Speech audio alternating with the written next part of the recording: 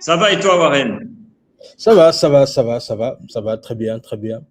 Ben écoute, Ricky, je t'ai invité aujourd'hui dans mon émission, c'est parce que je suis ton parcours depuis un moment maintenant, et je trouve que tu es un rappeur autant pour moi assez hors du commun, parce que je vois que ton engagement est assez très prononcé, et c'est la raison pour laquelle je pense que c'était quand même pertinent de t'inviter dans ma plateforme afin de pouvoir un peu parler de toi, de ton parcours et pourquoi est-ce que tu prends cette trajectoire-là dans ta carrière artistique en fait.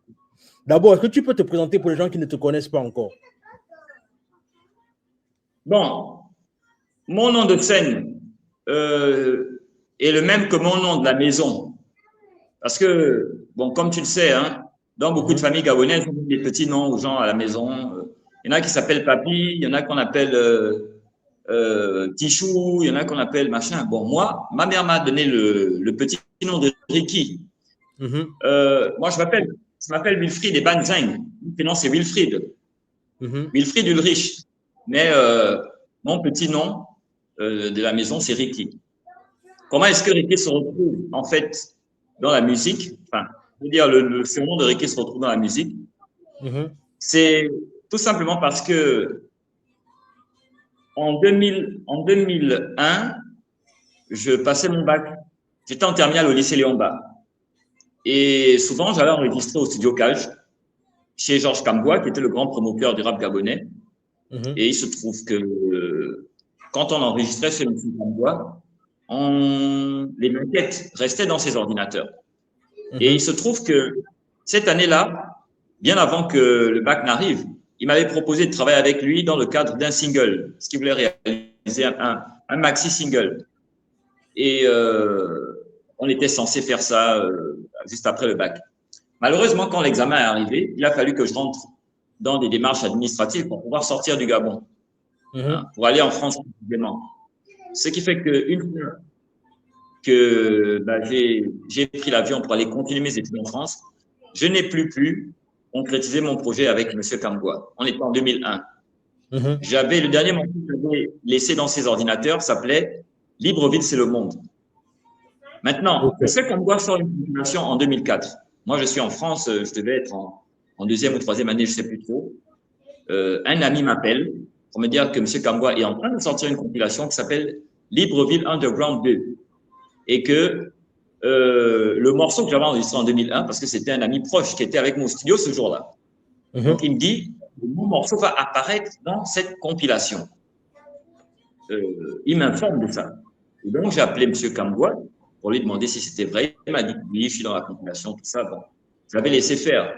Et comme lui, il avait mis le titre dans sa compilation sans me consulter. Évidemment, il n'avait pas mon contact, il ne savait pas comment me joindre. Je comprends tout à fait la situation. Il avait mis Ricky. Ricky, tout simplement parce qu'il s'est renseigné. Et je crois que c'est Zeben, un autre rappeur qui était de mon quartier, qui lui avait dit que je m'appelais Ricky. Donc, c'est ce Ricky-là qui est sorti dans la compilation. Et comme Libreville, le monde, c'est un morceau qui avait bien fonctionné dans l'underground, en fait, dans le milieu des initiés. J'ai gardé tout simplement mon surnom, ça ne m'a pas dérangé. Et puis, j'ai continué comme ça. Donc, voici un peu pour la présentation, pour ce qui concerne. Voilà.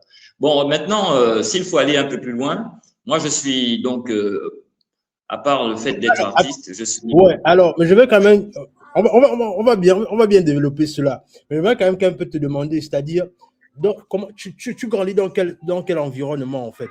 Parce que n'oublions pas que quand j'ai fait mes recherches, j'ai quand même découvert que tu es quand même le fils d'un icône de la musique gabonaise. C'est-à-dire, voilà, est-ce que tu peux un peu nous parler de ton enfance? C'est-à-dire, tu grandis dans quel genre d'environnement? Bon, moi, je suis né à la maternité Joséphine Bongo. Ça se trouve au Vendo, juste à côté du CUS. À côté du CUS, à la station Pétro, à côté de l'actuelle station Pétro, à côté du CHU de Vendo. Donc, je suis né à la maternité Joséphine Bongo. Et ma famille était installée dans un quartier qui était situé derrière cette maternité. L'un des quartiers, parce que dans cette zone-là, au Vendo, il y a plusieurs quartiers. Il y a la cité de la Caisse, il y a le petit village, il y a le CDM et tout ça. Et moi, j'ai grandi dans une cité qui s'appelle la cité Swako, bien qu'on appelait aussi le camp Swako. C'est une cité du type Lasni, à Ovendo, qui avait été construite par des Yougoslaves, il me semble. Et donc, c'était une cité dans laquelle on logeait des personnes de la classe moyenne, des enseignants, des cadres moyens, des personnes comme ça. Ma mère était enseignante à l'époque et mon père était inspecteur au Trésor.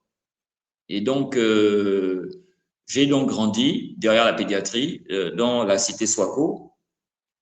Et il se trouve qu'en 1990, mon père, qui était connu pour être un artiste de renom, avait été choisi par Omar Bongo pour faire partie du premier gouvernement de l'époque du multipartisme, donc en 90. Mon père est donc passé ministre à l'époque, mais seulement c'était un homme simple. C'était un homme simple qui nous amenait au village chaque vacances avec toute la famille. Il nous apprenait à nous adapter aux conditions qu'on y trouvait au village, à fréquenter tout le monde. Et c'était quelqu'un qui était proche des personnes modestes et tout ça. Et il y a eu une particularité dans mon enfance, c'est que mon père, contrairement à beaucoup de ministres qui avaient des moyens et qui se construisaient des châteaux, des baraques, une fois qu'ils avaient commencé à gagner des millions et des millions, mon père avait choisi de rester dans la maison de cité au sein de laquelle nous avions commencé à grandir. Et tout ce qu'il a fait, c'était juste agrandir un peu la maison, procéder à des travaux, parce que nous étions à peu près 4 ou 5 maintenant, 4 enfants, donc il a agrandi. Mais nous sommes restés dans le même quartier. Et il se trouve qu'au fil du temps, quand les Yougoslaves qui avaient construit la cité et qui l'entretenaient sont partis, les maisons avaient été revendues en fait à ceux qui y habitaient déjà à 1 franc symbolique. Ce qui fait que nous avons acheté la maison, nous sommes restés dans cet environnement-là. Il se trouve que l'environnement est devenu un peu plus populaire.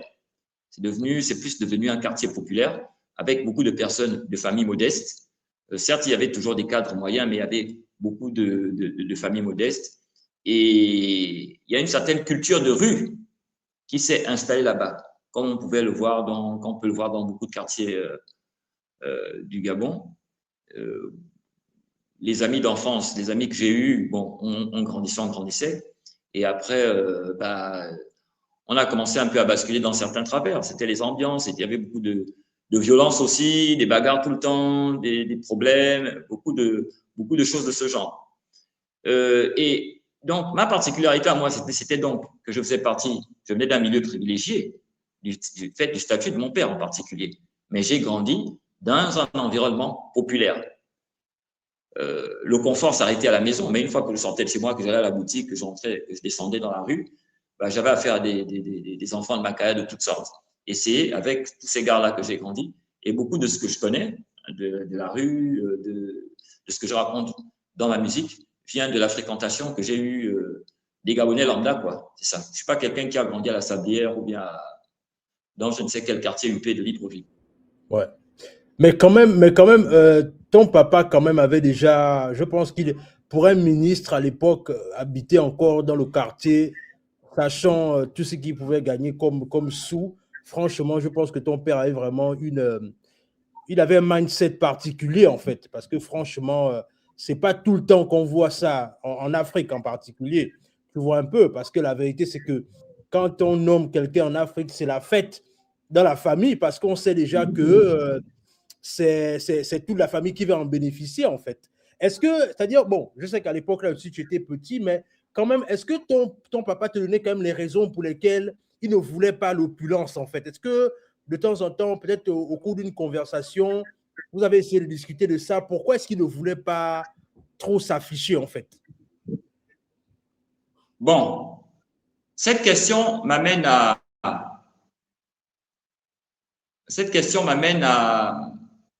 véritablement définir les liens, les rapports que j'avais avec mon père. Mon père n'était pas quelqu'un, c'était un père à l'ancienne, un père fan à l'ancienne. Donc, quelqu'un qui n'était pas particulièrement proche de ses enfants, qui ne discutait pas beaucoup avec eux et qui discutait plus avec ses frères, avec des gens que nous, on considérait comme des gens de l'extérieur, des parents, d'autres personnes. Mais nous n'avions pas beaucoup de conversations avec lui. C'est quelqu'un, quand il arrivait, par exemple, à la maison la nuit et qui nous trouvait devant la télévision avec ma mère, son épouse. On regardait la télévision, on regardait je ne sais pas quel programme. Le gars arrivait et puis il changeait tout simplement de chaîne. Et on devait composer avec. Du coup, on voyait l'un de nous qui allait dans sa chambre dormir, après un deuxième, un troisième, on le laissait avec sa femme, en fait. Pareil quand on mangeait, hein, c'est sa femme et lui qui parlaient. Nous parlions avec notre mère, elle était très proche de nous, mais nous n'avions pas véritablement de discussion avec lui. Je n'ai pas eu l'occasion de lui poser ce type de questions. Parce qu'en réalité, si je regarde un peu au cours de ma vie, il ne m'est pas arrivé d'avoir… je ne me souviens pas d'une seule fois, où j'ai eu à rigoler avec mon père, quoi. C'est-à-dire, il rigole, je rigole. Non, ça, ce n'est pas arrivé. Donc, on avait des rapports assez… des rapports de père à fils. Il aimait ses enfants. Il s'occupait correctement de ses enfants. Il ne gâtait pas ses enfants, mais ce n'était pas un père avec qui on pouvait plaisanter, quoi. C'était quelqu'un qui avait quand même une présence assez impressionnante. C'était quand même quelqu'un qui avait une beauté qui impressionnait vraiment, quoi. Tu sentais que tu avais vraiment un papa à l'ancienne devant toi. Mais c'est maintenant, en discutant avec des oncles, avec des tantes, avec des personnes qui le connaissaient bien, etc. Et puis avec ma mère aussi, que j'ai su plus tard que, bon, c'est quelqu'un qui préférait privilégier une gestion des choses à long terme, quelqu'un qui ne voulait pas se retrouver avec des biens qu'il ne pourrait pas entretenir une fois qu'il n'aurait peut-être plus les mêmes moyens. Et il préférait qu'on vive dans des conditions, certes confortables, mais raisonnables. Ce qui fait que jusqu'à aujourd'hui, mon père étant décédé il y a maintenant plus de 10 ans, je n'ai jamais senti, enfin, dans ma famille, nous n'avons jamais vécu une situation de déchéance en matière de confort matériel ou quoi que ce soit. Le standard avec lequel nous avons évolué tout au long de nos vies chez nous est demeuré le même, en fait. C'est ça.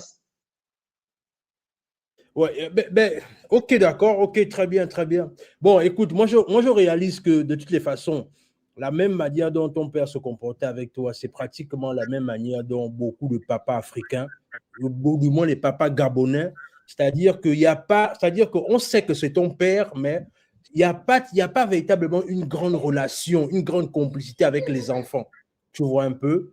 Et je pense que moi, en tant que parent aujourd'hui, moi aussi, j'ai vécu ça quelque part, mais c'est vrai qu'avec mon père, ça s'est amélioré. Mais je réalise que chez nous, en Afrique, on n'a pas trop cette complicité avec nos enfants. C'est-à-dire, les pères et les enfants n'ont pas une grande complicité. On sait seulement que c'est ton père, ça reste formel, quoi. Mais il n'y a pas véritablement ce lien-là, malheureusement. Et je pense que nous, les jeunes, peut-être, on peut s'inspirer de ça, peut-être, pour faire mieux à notre niveau quand on commence à fonder nos familles, quoi. Voilà, moi je pense qu'effectivement, il faut peut-être qu'on essaye de revoir ça, nous les jeunes, quelque part. Mais alors, mais bien évidemment, comme toi en tant que fils de ministre et aussi grand chanteur, parce que ton père fut un grand chanteur, c'est-à-dire comment est-ce que toi tu entames ta carrière musicale, c'est-à-dire comment est-ce que ton père voit ça, c'est-à-dire que est-ce que ton papa va te soutenir quand tu vas décider que tu rentres dans la musique? Quel est son point de vue par rapport à ça? Parce que bien évidemment, toi tu rentres dans un registre totalement différent. Toi, tu rentres dans le rap, alors que lui faisait un genre de musique un peu à la traditionnelle, genre on parlait beaucoup la langue vernaculaire fond, mais c'est-à-dire comment est-ce qu'il voit toi ton entrée dans la musique? Qu'est-ce qu'il dit par rapport à ça? Ou bien qu'est-ce qu'il pense par rapport à ça? Mon père n'a jamais encouragé le fait que je fasse du rap. Bien au contraire, quand je commençais à faire du rap, il m'avait clairement dit qu'il ne voulait pas en entendre parler dans sa maison. Parce que le rap avait été mal accueilli à l'époque au Gabon. C'est V2A4 qui a amené le rap au Gabon. Le rap gabonais est né avec V2A4. Mais on écoutait déjà tout ce qui venait des États-Unis. Il y avait des émissions à Gabon Télé, à RTG à l'époque, où on nous montrait des histoires de Public Enemy, peut-être les snaps et tout ça là. Enfin, ce qu'on appelait le mouvement Eurodance, où il y avait des gens comme Snap, des trucs, mais un mélange de musique électronique et de rap qui venait d'Allemagne, en fait. On pensait que ça venait des États-Unis. Mais tout ce qu'on écoutait là, dans les années 80, les Hoops Up et tout ça là, ça venait d'Allemagne. C'était produit en Allemagne. Mais parfois, ils produisaient des artistes américains. Et donc, V2A4 est arrivé avec Revolution. évidemment, ça avait créé un séisme dans le pays parce que c'était des paroles engagées dans un pays où la génération de nos parents avait grandi dans le mutisme, en fait. C'est des gens qui avaient connu le PDG d'Omar Bongo à l'époque où, parti unique, il ne fallait pas critiquer le système, il ne fallait pas sortir des propos controversés. Et donc, mon père, lui, il voyait le rap aussi de cet œil-là, quoi. Hein. Il voyait ça comme une musique rebelle et il ne voulait pas que moi, je me mette à faire de la musique. Ce qui fait que j'étais obligé de faire mon truc en secret. Et surtout que, bon, justement, du fait qu'on n'ait pas eu une grande relation de proximité, il n'était pas toujours là pour voir ce que je faisais, ce que j'achetais comme disque et tout le reste, quoi. Et donc, je me développais comme ça. Je m'entraînais dans mon coin, dans ma chambre. Il savait pas trop ce que je faisais. Et même quand j'ai commencé à aller en studio, il n'était pas forcément au courant. Disons c'est pas des choses qui l'intéressaient particulièrement. Sauf que, à chaque fois qu'il avait eu l'occasion de me le dire, il me faisait clairement comprendre qu'il ne voulait pas entendre parler de rap chez lui. Mais je ne lui en voulais pas particulièrement pour ça. Et même jusqu'à aujourd'hui. Aujourd'hui, je comprends un peu. Avec la maturité et tout, il y a beaucoup de choses que j'arrive à comprendre. C'est-à-dire que mon père, la musique qu'il faisait, ce n'était pas celle avec laquelle il avait grandi. Il s'était inspiré de ce avec quoi il avait grandi dans son village. Il était né dans son village, il avait grandi avec des sonorités funk. Hein. Je sais à peu près quels artistes il écoutait quand il était plus jeune. Il y a des grands artistes traditionnels qu'il aimait, qu'il avait aimé, qu'il m'a fait rencontrer personnellement quand on allait au village. Des personnes qui ne sont pas connues du grand public, hein. Mais c'est des artistes qui, au Olympique, représentaient vraiment quelque chose. Et donc, il a grandi avec ces sonorités-là. Ce qui fait que maintenant, comme il faisait partie de la jeunesse de l'époque, et les jeunes créent toujours des innovations, son innovation à lui, comme avec Akedenge, Vico Secondo et tout ça là, c'était le tradi moderne, puisque les gens des villes utilisaient des instruments occidentaux, tout ça. Donc, il a modernisé la musique de chez lui. Il a également révolutionné l'apparence du chanteur funk parce que c'était le premier à se présenter avec des costumes, avec des blousons. Ouais, bien habillé, parce qu'à l'époque, oui, à l'époque, c'était tout le tradi moderne, tradition, façon, là, ouais. Exactement. Donc, il a créé, il a amené quelque chose de nouveau avec ça. D'ailleurs, il y a un certain nombre d'artistes qui ont suivi cette voie, hein. Les André Pepenze, des gens comme, si on regarde un peu aujourd'hui, hein, les Alexis Abessolo, les gens comme Alexis, c'est le costard, c'est machin, ça, c'est des trucs qui ont été amenés par mon père à l'époque. Du moins dans la musique funk, en tout cas. Et donc, lui, il a grandi comme ça. Maintenant, moi, à mon niveau, je n'ai pas grandi avec les sonorités du village. Nous, on est né à Libreville. Je suis né à Libreville. Ce qu'il y avait comme musique, à part peut-être la variété qui était faite par les aînés, la musique de ma génération à moi, c'était le rap. Et donc, je me suis imprégné de ceux qui faisaient partie de mon environnement, même si ça venait de l'extérieur, même si ça passait à la télévision. Mais je me suis imprégné des vibrations qu'il y avait au sein de mon environnement et c'est tout naturellement que je me suis mis à pratiquer cette musique. Maintenant, il y a la musique qui règne chez les jeunes et il y a la sensibilité de tout un chacun. Il se pourrait bien que ce que moi je fais comme musique soit une version moderne de ce que mon père faisait, c'est-à-dire la philosophie sur les problèmes de société, la dénonciation d'un certain nombre de choses, des thèmes comme aborder des thèmes comme l'amour, l'amitié, etc. Il y a, je pense, un certain nombre de similitudes. La qualité d'écriture aussi, c'est des petites choses qui reviennent parce que, comme je disais, hormis les tendances qui peuvent circuler, il y a la sensibilité individuelle de tout un chacun. Ok, très bien. Là, on comprend clairement et c'est bien que tu rappelles ça parce que, bien évidemment, le fait que ton père a fait une certaine genre de musique et que toi aussi tu fais une certaine, on voit qu'il y a une certaine évolution des époques. Et comme tu disais, c'est le narratif, voilà, le narratif peut être le même, mais c'est juste que c'est à des époques différentes et avec des styles différents.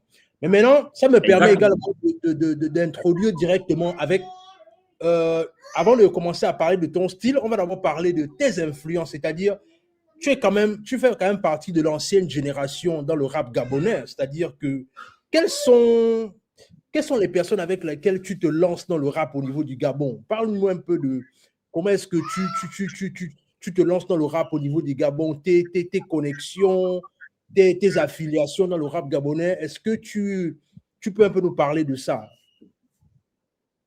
Oui, évidemment. Quand j'ai commencé à rapper, c'était en 99 à l'Immaculée Conception. J'étais à l'Immaculée à l'époque. Ça a commencé bêtement. C'est-à-dire, je commence à rapper en 99, mais j'écoutais déjà du rap activement. C'est-à-dire, j'allais acheter des cassettes à Mbolo. Il y avait un commerçant, il y en avait plusieurs, mais il y en avait un en particulier qui vendait de très bonnes cassettes de rap américain, des cassettes pirates et tout ça. J'achetais tout ce qui sortait, hein. Wu-Tang, KRS-One, Onyx, DazFX. Je collectionnais tout ce que je pouvais. En fait, tout mon argent de poche partait là-dedans. Parce que je n'étais pas un gars qui allait véritablement en boîte de nuit. Nous, on n'était pas des enfants gâtés. On n'allait pas en boîte avec 20, 30 000, 40 000, tout ça, machin. Donc, le truc dans lequel on mettait notre énergie, c'était la musique. Et mon argent allait là-dedans. Je collectionnais tout ce que je pouvais collectionner. Et j'écoutais beaucoup comme ça. Seulement un jour, au niveau d'Immaculée, j'avais un de mes cousins qui était venu s'inscrire au lycée.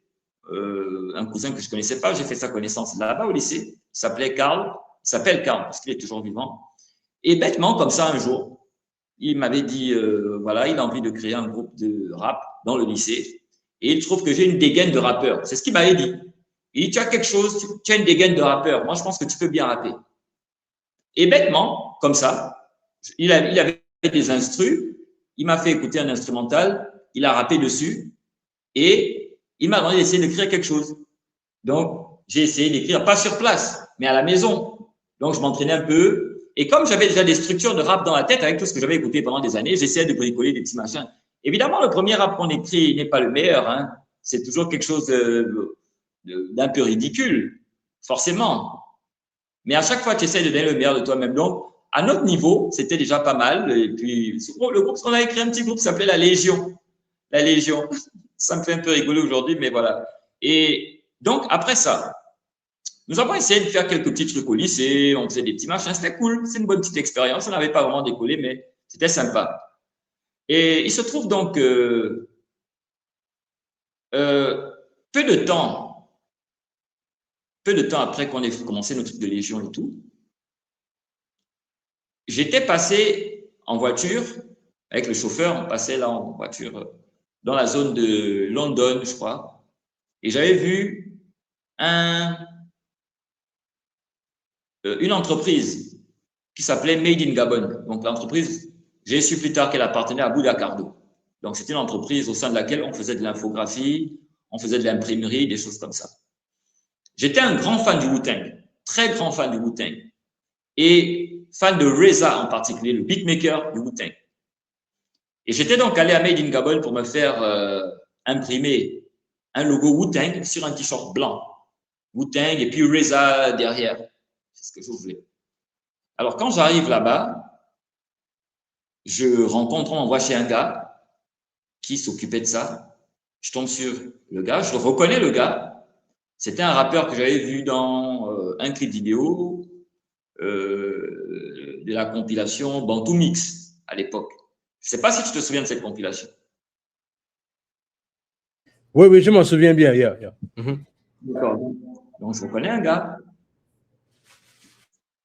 Et il me dit, tu aimes le Wu-Tang? Je dis, ouais, j'aime bien le Wu-Tang, tout ça, machin et tout. Je dis, mais toi, tu es un rappeur? Non, je crois que je t'ai vu dans un clip vidéo. Il me dit, oui, je suis rappeur. J'ai mon groupe qui s'appelle Block Pensafela. Il se trouve que c'était NGT. Ok, voilà. Ok. Donc, NGT et moi, on fait connaissance ce jour-là. Il me réalise mon t-shirt Wu-Tang et je prends son contact. Et il m'arrivait de temps en temps d'aller m'arrêter dans son bureau, de discuter un peu avec lui. Et j'achetais même des cassettes de son groupe, le Block Pensafela, parce qu'il les vendait lui-même. Alors, ce qu'NGT m'avait fait comprendre d'entrée de jeu dans les discussions que j'avais avec lui, c'est que il avait une certaine vision du rap. Il trouvait qu'il y avait trop de rappeurs à l'époque qui rappaient comme des Français.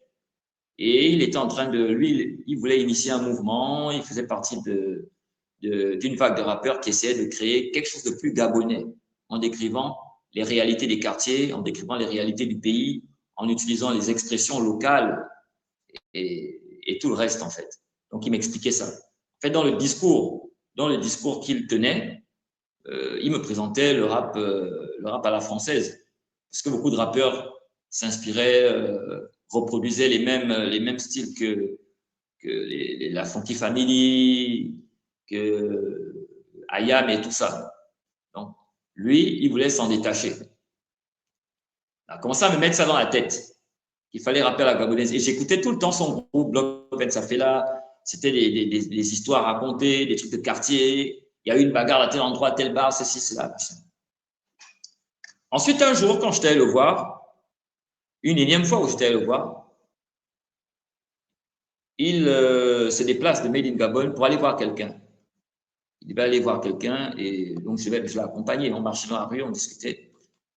Il m'amène rencontrer quelqu'un et la personne, c'était Lestat XXL, qui était c'était dans la période du succès de Naabingui.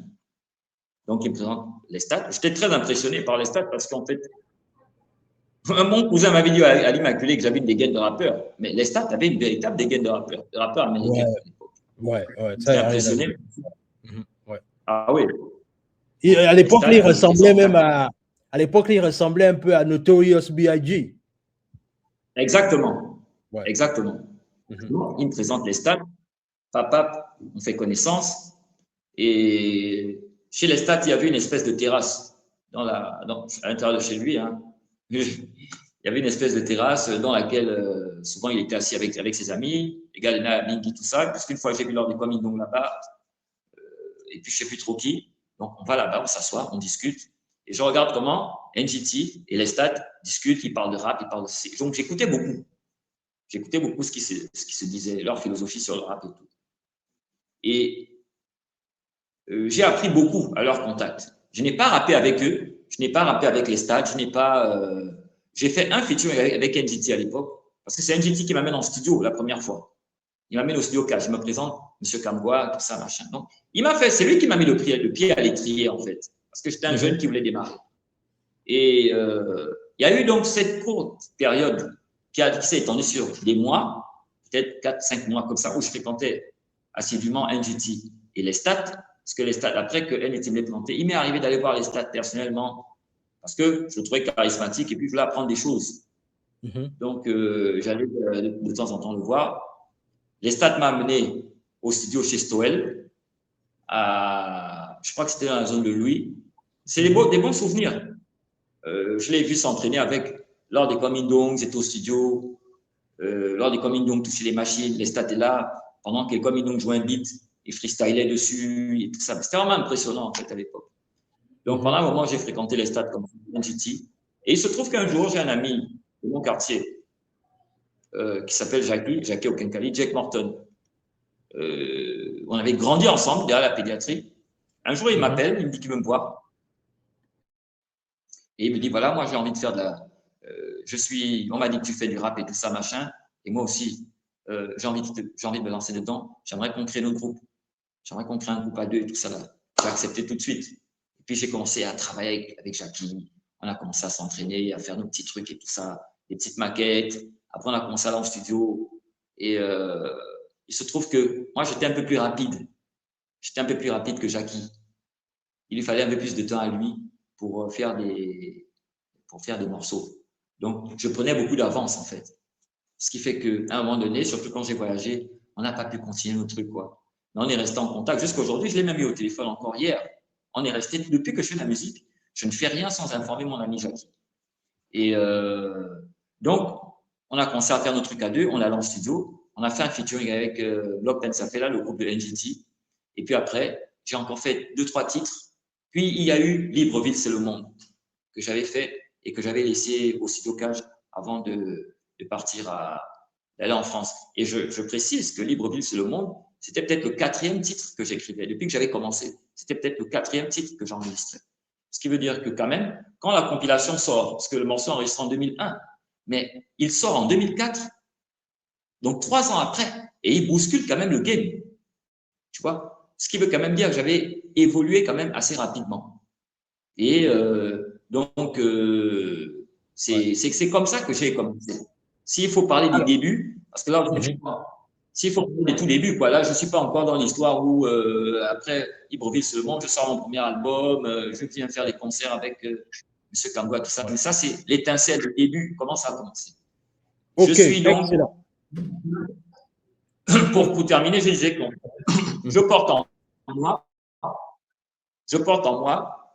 l'ADN de NGT et de l'Estat. J'ai mon style, j'ai ma touche à moi que j'ai développée avec le temps, mais l'ADN, la philosophie de base, elle vient de l'Estat et d'NGT. Sans compter maintenant mes influences américaines, parce que j'ai des influences américaines très prononcées, rap français aussi, Oxmo Puccino, tout ça, s'il faut en parler, mais au niveau du Gabon, ceux qui m'ont appris à faire du rap gabonais, ceux avec qui j'ai appris à faire ça, c'était l'Estat et NGT. Ok, très bien, excellent. Maintenant, on va un peu aller au niveau de ton style. C'est-à-dire que ton style est assez particulier parce que la manière dont tu rappes n'est pas très conformiste à ce qu'on voit tout le temps. Tu vois un peu, c'est-à-dire que je pense que ta façon même de poser, c'est comme si tu parlais, en même temps, c'est comme si tu rappais. C'est-à-dire, d'où te vient cette inspiration de te prononcer ainsi? Et pourquoi est-ce que tu le fais en fait? Je vais dire quelque chose ici qui va peut-être choquer les gens, ou bien qui va peut-être donner l'impression aux gens que je suis prétentieux. Mais il faut, à un moment donné, il faut parler des choses clairement pour que les gens arrêtent de dire tout et n'importe quoi. Moi, je suis un génie du rap. Je ne suis pas quelqu'un qui a un talent, juste un talent de rappeur comme ça. Je suis un génie du rap. Ça veut dire qu'en fait, j'ai une connaissance assez avancée de ce qu'est le rap. Comme il y a des gens qui sont des génies du génie du bâtiment ou des génies je sais pas moi, de l'électricité ou de la peinture. C'est des gens qui connaissent bien leur domaine, qui ont bien étudié les manières de faire de leurs prédécesseurs et qui sont capables d'apporter une touche nouvelle. C'est-à-dire tellement ils ont étudié, tellement ils ont maîtrisé les bases du truc et tout ça là, dans tous les coins et recoins, ils sont capables de créer quelque chose d'autre. Alors, quand au Gabon, les gens écoutaient encore du rap à la MC Solar, des trucs basiques et tout ça là, nous, on était déjà dans du Nas, dans du Jay-Z. J'écoutais déjà des groupes confidentiels comme je ne sais pas quel groupe je vais citer, Alcoholics, Elta Skelta, OGC, des groupes vraiment confidentiels, des trucs new-yorkais, des trucs qui n'étaient pas connus du grand public en fait. Et ces groupes-là, qui étaient de l'underground new-yorkais, avaient des styles très très avancés. C'était des techniques, des techniques diverses et variées. Quand on écoute quelqu'un comme Eminem, si tu te rappelles, un morceau comme Stan d'Eminem, le morceau Stan, quand tu écoutes le flow d'Eminem, écoute bien le flow d'Eminem quand il raconte l'histoire, en fait, il est en train de faire une correspondance avec un gars. Mais écoute la manière de rapper d'Eminem, c'est parler, c'est fluide en fait. C'est fluide. Aux États-Unis, ça passait parce que c'est de là-bas que vient le rap et eux, ils comprenaient ce genre de style. Mais au Gabon, si tu amenais quelque chose comme ça, on n'allait pas comprendre. Parce qu'on était encore à des trucs carrés, à des machins. Mais Eminem, pour les gens qui ont écouté Stan, ils ne peuvent pas dire qu'Eminem est en train de rapper carré. C'était fluide, ça coulait. Et on a grandi aussi avec des rappeurs comme Jay-Z. Moi, j'ai écouté le premier album de Jay-Z, Reasonable Doubt, le deuxième album, In My Lifetime, volume 1 ou 2, je ne sais plus trop, volume 2, je crois. J'ai écouté beaucoup de Jay-Z. Et si tu écoutes Jay-Z, c'est un style très. Jay-Z de l'époque, en tout cas. C'était un style très parlé, machin. Donc, moi, je m'inspirais de ceux, des rappeurs qui étaient à la source, donc aux États-Unis. Maintenant, il y a aussi une autre technique que j'utilisais dans mon rap, c'était le style libre. Ce n'était pas toujours rimé, c'était l'image qui était privilégiée. Et ça, c'est quelque chose que j'ai récupéré chez les gars de Time Bomb. Les gars de Time Bomb en France, Oxmo Puccino, X-Men et tout. Si tu écoutes le premier album d'Oxmo, Opéra Puccino, bah, tu verras dans les textes que ce n'était pas toujours des rimes, quoi. Les rimes pouvaient venir à l'occasion, mais c'était surtout l'image qui était mise au-dessus. Donc, il y avait cette inspiration-là, ne pas forcément faire des rimes privilégiées, plutôt les images. Le storytelling, raconter les histoires, c'est quelque chose que j'ai pris chez Oxmo Puccino aussi, chez Nas aux États-Unis. Évidemment, j'ai écouté les ministères amers, tout ça, mais surtout chez Oxmo Puccino. Le storytelling, le cynisme aussi. Le cynisme, aborder les choses avec un certain cynisme, avec une certaine froideur, avec un certain réalisme aussi. Ça me vient de ce genre d'artiste. Ce qui fait que donc, ayant évolué avec des techniques très avancées, parce que je te rappelle encore ici une fois que quand Libreville, c'est le monde sort, donc 3 ans après son enregistrement, ça a bousculé le game parce que c'était quelque chose de nouveau, c'était quelque chose que les gens n'avaient pas encore écouté à Libreville, c'était des techniques avancées. Et donc, du coup, c'est un peu ça, l'écoute des grands maîtres du rap, l'écoute des grands pionniers qui m'a aidé à développer un style qui était un peu plus personnel. Donc, ok. Voilà. Ben écoute, on va se déguster quelques secondes de Libreville, c'est le monde quand même, parce que c'était quand même le classique avec lequel moi je te découvre, tu vois un peu. C'est-à-dire, moi je te découvre à quel moment? Je te découvre, je crois, j'étais allé à un concert dans la zone de Lumi, parce que moi j'ai grandi à Sogato, là, à Dakar, tu vois. Moi j'ai découvert, c'est-à-dire c'était, je ne sais pas, c'était en tout cas un concert de Bantu Mix, quelque chose comme ça là. Mais c'est-à-dire que quand j'écoute seulement le beat passer avec ta voix dessus, je dis, mais ça, c'est qui c'est?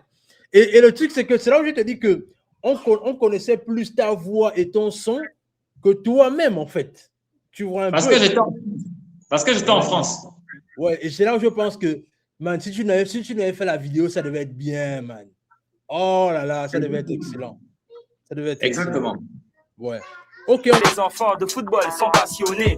Courant ici et là, torse et pieds nus. 19h, heure à laquelle le carrefour est toujours plein. Des gens de toutes sortes, les Togolaises vendent des gâteaux. Ça parle de tout et de rien. Le temps passe comme si de rien n'était. Depuis l'époque des bowling stores, depuis l'époque où nous mangeons des mangues vertes, l'époque de Hit Store. Ma mère me frappait, en fait c'était pour mon bien. J'aurais pu déraper, chuter et finir dans l'armée. Je connaissais les paroles de Bioman par cœur. À l'école primaire, le chant de l'hymne national en chœur. Où sont passés tous mes amis d'enfance? Certains ont passé le bac, les autres hélas depuis n'étudiaient plus. Mais quel équilibre, avec un père alcoolique, une mère sans emploi, des petits frères en plus de soi. Devant chez le coiffeur, les mêmes qui jouent au poker. Mais quoi d'autre à faire pour ceux qui traînent durant l'année scolaire?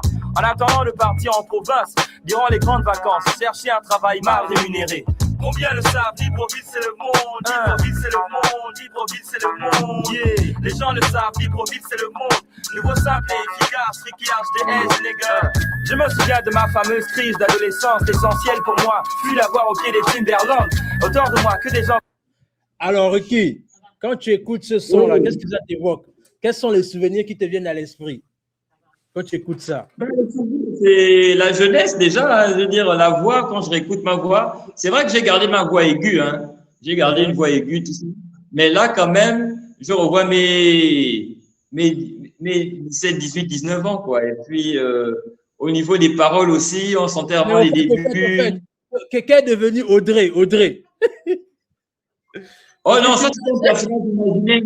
C'était un personnage imaginaire. Qui s'inspirait d'un jeu de filles que je voyais un peu partout. C'était imaginaire. Ah, ok. Parce qu'à un moment, non, c'était que mince, mais Audrey, elle a fait du faux au frangin. Non, c'était imaginaire. Waouh. Non, c'était un classique, man. C'est-à-dire que tu aurais dû, c'est-à-dire à la base, c'est-à-dire quand le son a boosté à Elbev, vraiment, si tu pouvais même, c'est vrai qu'à l'époque, là, tu n'y pensais pas, mais nous faire une petite vidéo à Paname vite fait là et envoyer ça à Libreville aurait été l'idéal, man. Ça aurait été l'idéal. En fait, si on se retrouve là aujourd'hui, si je me retrouve là où j'en suis aujourd'hui en termes de positionnement dans le rap gabonais, c'est parce que je n'avais pas clippé Libreville, c'est le monde. Ouais. Si j'avais clippé, si le clip, parce que Cam avait fait son clip, Black Dibal avait fait son clip, Matt Senior aussi avait fait son clip. Mais j'étais la star de la compilation. Si j'avais fait la vidéo, j'aurais eu un très bon décollage, en fait. Ouais. J'aurais eu un très bon décollage. Parce qu'après ça, je crois en 2003, il y a eu Koba qui est arrivé et tout ça là. Mais je faisais partie des révélations de la compilation, mais c'est moi que tout le monde voulait voir, c'est moi qui étais la grande curiosité de la compilation, en fait. Et c'est donc un passage que j'avais certainement raté, ce qui fait qu'après, bon, j'ai continué, mais dans les méandres de l'underground, hein, je n'ai pas eu accès à une diffusion mainstream. Et avec les études aussi que je tenais à terminer, ce qui me prenait du temps, tout ça, j'ai énormément retardé mon développement en tant qu'artiste, du moins au niveau du public. Hein. J'ai énormément retardé mon développement en tant qu'artiste parce qu'il était capital pour moi de d'abord bien m'éduquer, d'abord bien me former pour pouvoir ensuite faire ce que je voudrais, quoi, ce que je voulais. Mais c'est vrai, ce que tu dis est vrai. Libreville sur le monde aurait dû être clippé. C'est quelque chose que j'ai raté et que le public aussi a raté. Ouais, parce que c'est ça. C'est-à-dire que, tu sais, il faut savoir une chose, c'est que un artiste, enfin, que ce soit l'artiste ou l'entrepreneur, il y a un moment là où tu atteins un pic, tu vois un peu, et il faut souvent capitaliser ce pic-là, en fait. Et je pense que clairement, à ton époque, Libreville au monde, c'était ton pic, en fait. Ça ne veut pas dire que ton pic ne peut plus arriver, non, parce que tu continues toujours à travailler et tu continues toujours à sortir des choses intéressantes. Mais c'est-à-dire qu'en vérité, Libreville sur le monde, ça a été vraiment le côté. Tu vois même pas, regarde, tu prends l'exemple par exemple avec Cam. Tu vois que quand Cam a sorti, je crois que c'était le franc CFA nous sauve. Tu vois que malgré le fait qu'il était en Afrique du Sud, on a aimé le franc CFA qui nous sauve, mais à un moment donné. Oui, vas-y, je t'écoute, vas-y. Je suis quand même surpris. Je suis quand même surpris de tout ce que tu dis là depuis parce que moi, je ne savais pas que tu me connaissais depuis Libreville, c'est le monde, hein, depuis qu'on se connaît. Moi, je pensais que tu m'avais découvert avec les derniers trucs que j'avais fait là, les fatigués, tout ça, machin. Non, moi, je t'assure que à l'époque, moi, j'ai fait beaucoup de concerts avec mes frangins, tu vois. Nous, on était à l'affût des concerts, c'est-à-dire que à l'époque, on a quand même grandi dans une génération là où nos parents nous laissaient quand même l'opportunité d'aller dans les concerts, tu vois, un peu, avec mes cousins et mes cousines. Donc, du coup, j'ai quand même fait mes classes dans le niveau du rap gabonais, tu vois, un peu, je connais quand même beaucoup, un peu. Et le truc, c'est que non seulement je connais beaucoup, et à l'époque, là aussi, c'était la période là où j'étais dans le Nayabing Islam, tu vois, un peu, je faisais aussi beaucoup d'islam. Je tournais aussi avec beaucoup de grandes orbam. Et moi-même, comme je suis dans le monde des arts martiaux, à un moment donné, je me suis beaucoup entraîné avec Lord des Comindons. Donc, à un moment donné, je tournais beaucoup autour de ces grands-là, quoi, tu vois, un peu.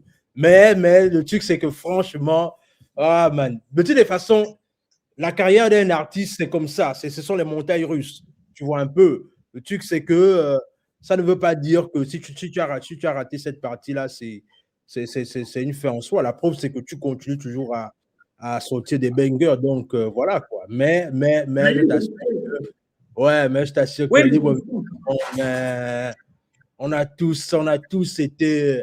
C'est-à-dire que je crois que tu avais fait le clip après, récemment. Tu as fait le clip la dernière fois, là. Je ne sais pas trop, mais je crois que j'ai découvert ça la dernière fois sur YouTube. C'est ça, non? Tu avais quand même fait le clip, non? Non, je n'ai pas fait le clip d'une saison à Libreville, mais on entendait Libreville sur le monde à la fin. Ah, ok. Ben quand même, enfin, je ne sais pas si c'est toujours possible. Mais Attends. Il y a un détail que tu oublies. Il y a un détail important que tu oublies. Oui, vas-y, c'est lequel? Tu me parles de Libreville, c'est le monde, là. N'est-ce pas? Oui. Bon. Retiens bien ce que je vais t'expliquer là. Libreville, c'est le monde sort en 2004, n'est-ce pas? Je t'ai dit que le morceau avait été enregistré 3 ans avant. Ouais, en 2001, yes. Et on devait faire le maxi single, hors compilation. On devait donc entendre Libreville en 2001 à l'époque. Ouais. Ce n'était pas dans une compilation, ce qui veut dire que si le maxi était sorti, ce serait juste moi, pas la compilation, mais moi à l'époque. Imagine un peu si ça sortait en 2001. Ouais. On ne parle pas de Libreville Underground 2 avec les cams, le CFA Sauve et tout ça, mais je parle de moi 3 ans avant. Tu vois un peu ce que ça aurait fait? Bien sûr. Et c'est la raison pour laquelle moi je reste convaincu qu'écoute, même si le banger est déjà passé, moi on voit ça beaucoup dans le monde de la musique. Fais-nous la vidéo de Libreville, c'est le monde, man. Fais-nous, en tout cas, tu nous dois ça, man. Tu nous dois ça, man. Fais-nous la vidéo de Libreville, c'est le monde. Parce que le truc, c'est que, moi, je reste convaincu qu'il y a des gens qui écoutent encore certainement toujours le son. Mais, encore une fois, pays se dit, mais au final, mais qui chante ça? Donc, moi, je pense véritablement que ça n'a pas d'importance par rapport au fait que le son est sorti il y a quelques années en arrière, mais pour des raisons de nostalgie et des raisons du fait que tu nous dois ça à nous, tes fans, faut nous faire le clip, man. Fais-nous le clip de Libreville. Parce que là, la raison pour laquelle je te dis ça aussi, pour être honnête avec toi, c'est parce que ça va permettre également peut-être aussi davantage qu'on te suit mieux. Est-ce que tu vois un peu? C'est-à-dire, parce qu'il faut qu'on te suive mieux. C'est-à-dire, oui, on te découvre maintenant aujourd'hui avec tous les bangers que tu mets en ce qui concerne les faits de société au niveau du Gabon. Mais il faut pas oublier hein? Tu as suivi tous les nouveaux trucs, là. Mais oui, mais ce que je te dis, non? C'est-à-dire que, faut pas, et c'est ce que je te dis, c'est-à-dire que quelqu'un va résumer ta carrière à ceux qui découvrent maintenant. Alors que il faut montrer la croissance. Tu vois un peu. C'est vraiment pour laquelle moi, si je devais te donner un conseil artistique dans ce sens-là, c'est que, s'il te plaît, prends le temps, mais fais-nous Libreville, c'est le monde, man. Fais-nous Libreville, c'est le monde. Même si c'est passé, ça reste toujours un classique. Je vais couper court à cette question-là. Je vais couper court à cette question. Et là encore, il faut écouter attentivement ce que je vais te dire. Tu as vu, j'ai sorti 3 bangers, comme tu as dit. Bon. C'est moi-même qui réalise ces clips-là. Ah, ok, c'est toi qui les réalises toi-même. Moi-même qui fais mes clips. Ah, okay. Avant, je faisais plein de clips. J'avais du mal à. C'était compliqué. Hein. Il fallait chercher un gars qui fait des clips pour la mage, tout ça. C'était 300 000 balles, c'était machin et tout. Donc, ça, c'est ce qui expliquait aussi les décalages entre les morceaux. Parfois, il s'écoulait un long laps de temps que je fasse quelque chose. Ouais. Et après, c'était il y a un an et demi à peu près. J'ai approché mon pote Black Phoenix. Black Phoenix qui était un rappeur indépendant, en fait. Ouais, un pionnier aussi. Ouais, j'ai entendu parler. C'est lui qui m'a. Ouais.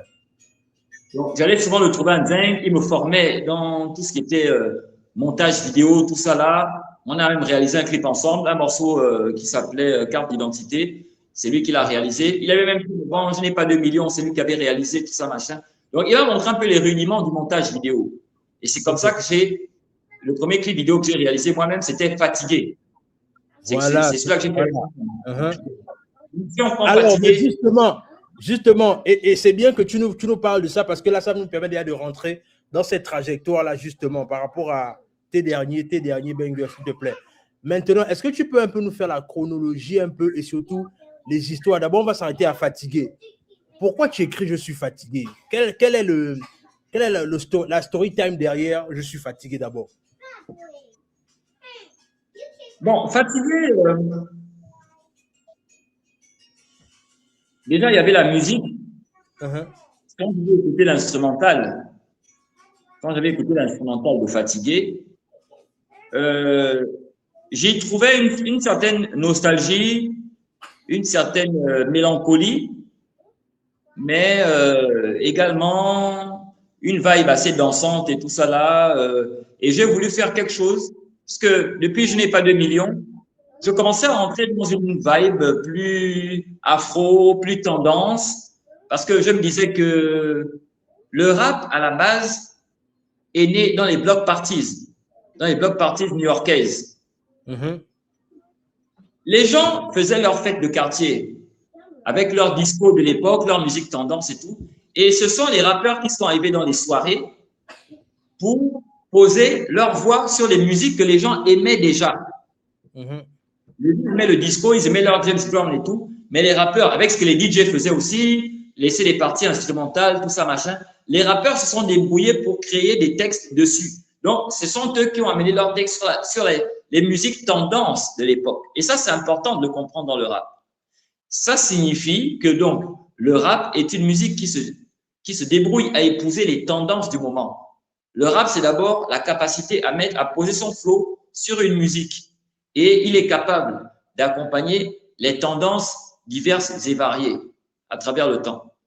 Donc, je suis entré dans une phase un peu plus afro pour créer une musique qui parlerait un peu plus aux gens aujourd'hui et tout ça.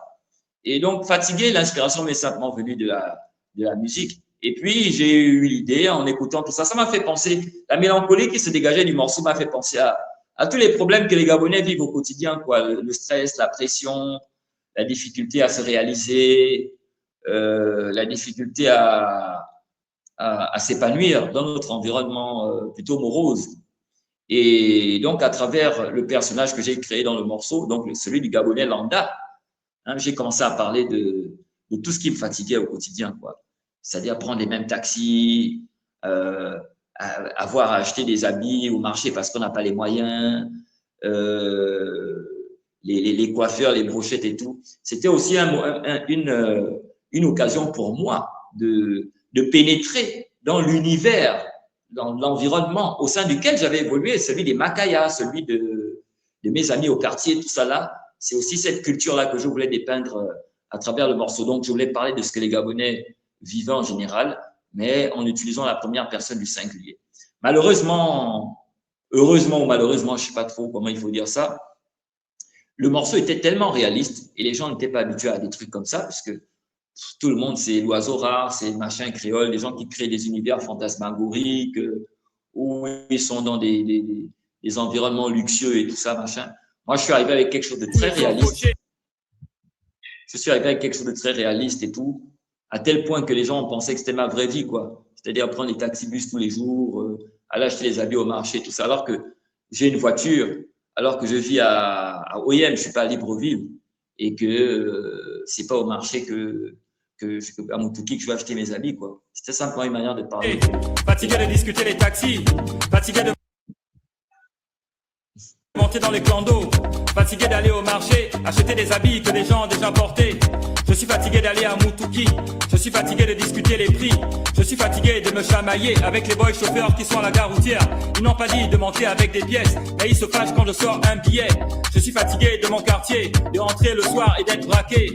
Fatigué d'entendre le bruit de la musique qui vient des maquis à fond toute la nuit. Fatigué, fatigué, fatigué, je suis fatigué, fatigué, fatigué.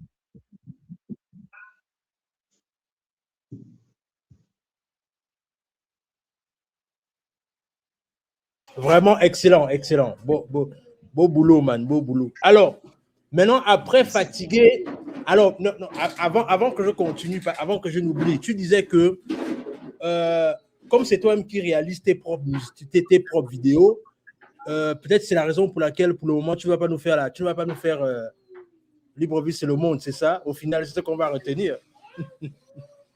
Non, je vais t'expliquer les choses de manière claire et nette. La musique, ce qu'on appelle le game, est constitué d'un jeu de force. Un jeu de force cosmique. D'accord? C'est comme en politique. Il y a des forces qui se meuvent dans l'espace au fil du temps.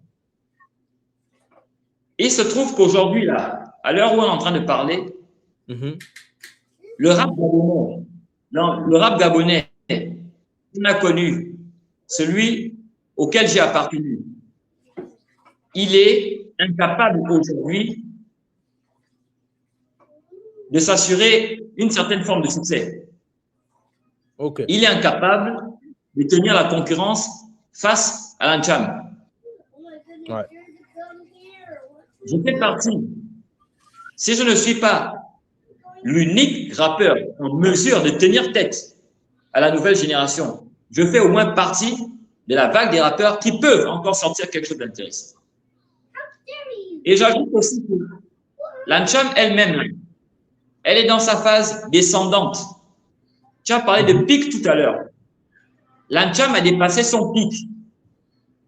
Il n'y aura plus jamais un artiste du niveau de l'oiseau rare au Gabon. Une fois que l'oiseau rare, parce que, je suis désolé de le dire, un artiste a une évolution, a une naissance, une évolution et une fin. L'Oiseau est arrivé en 2002. Lui-même, il a déjà atteint le sommet avec toute la vague des trucs déjà lu mon style et tout ça, machin.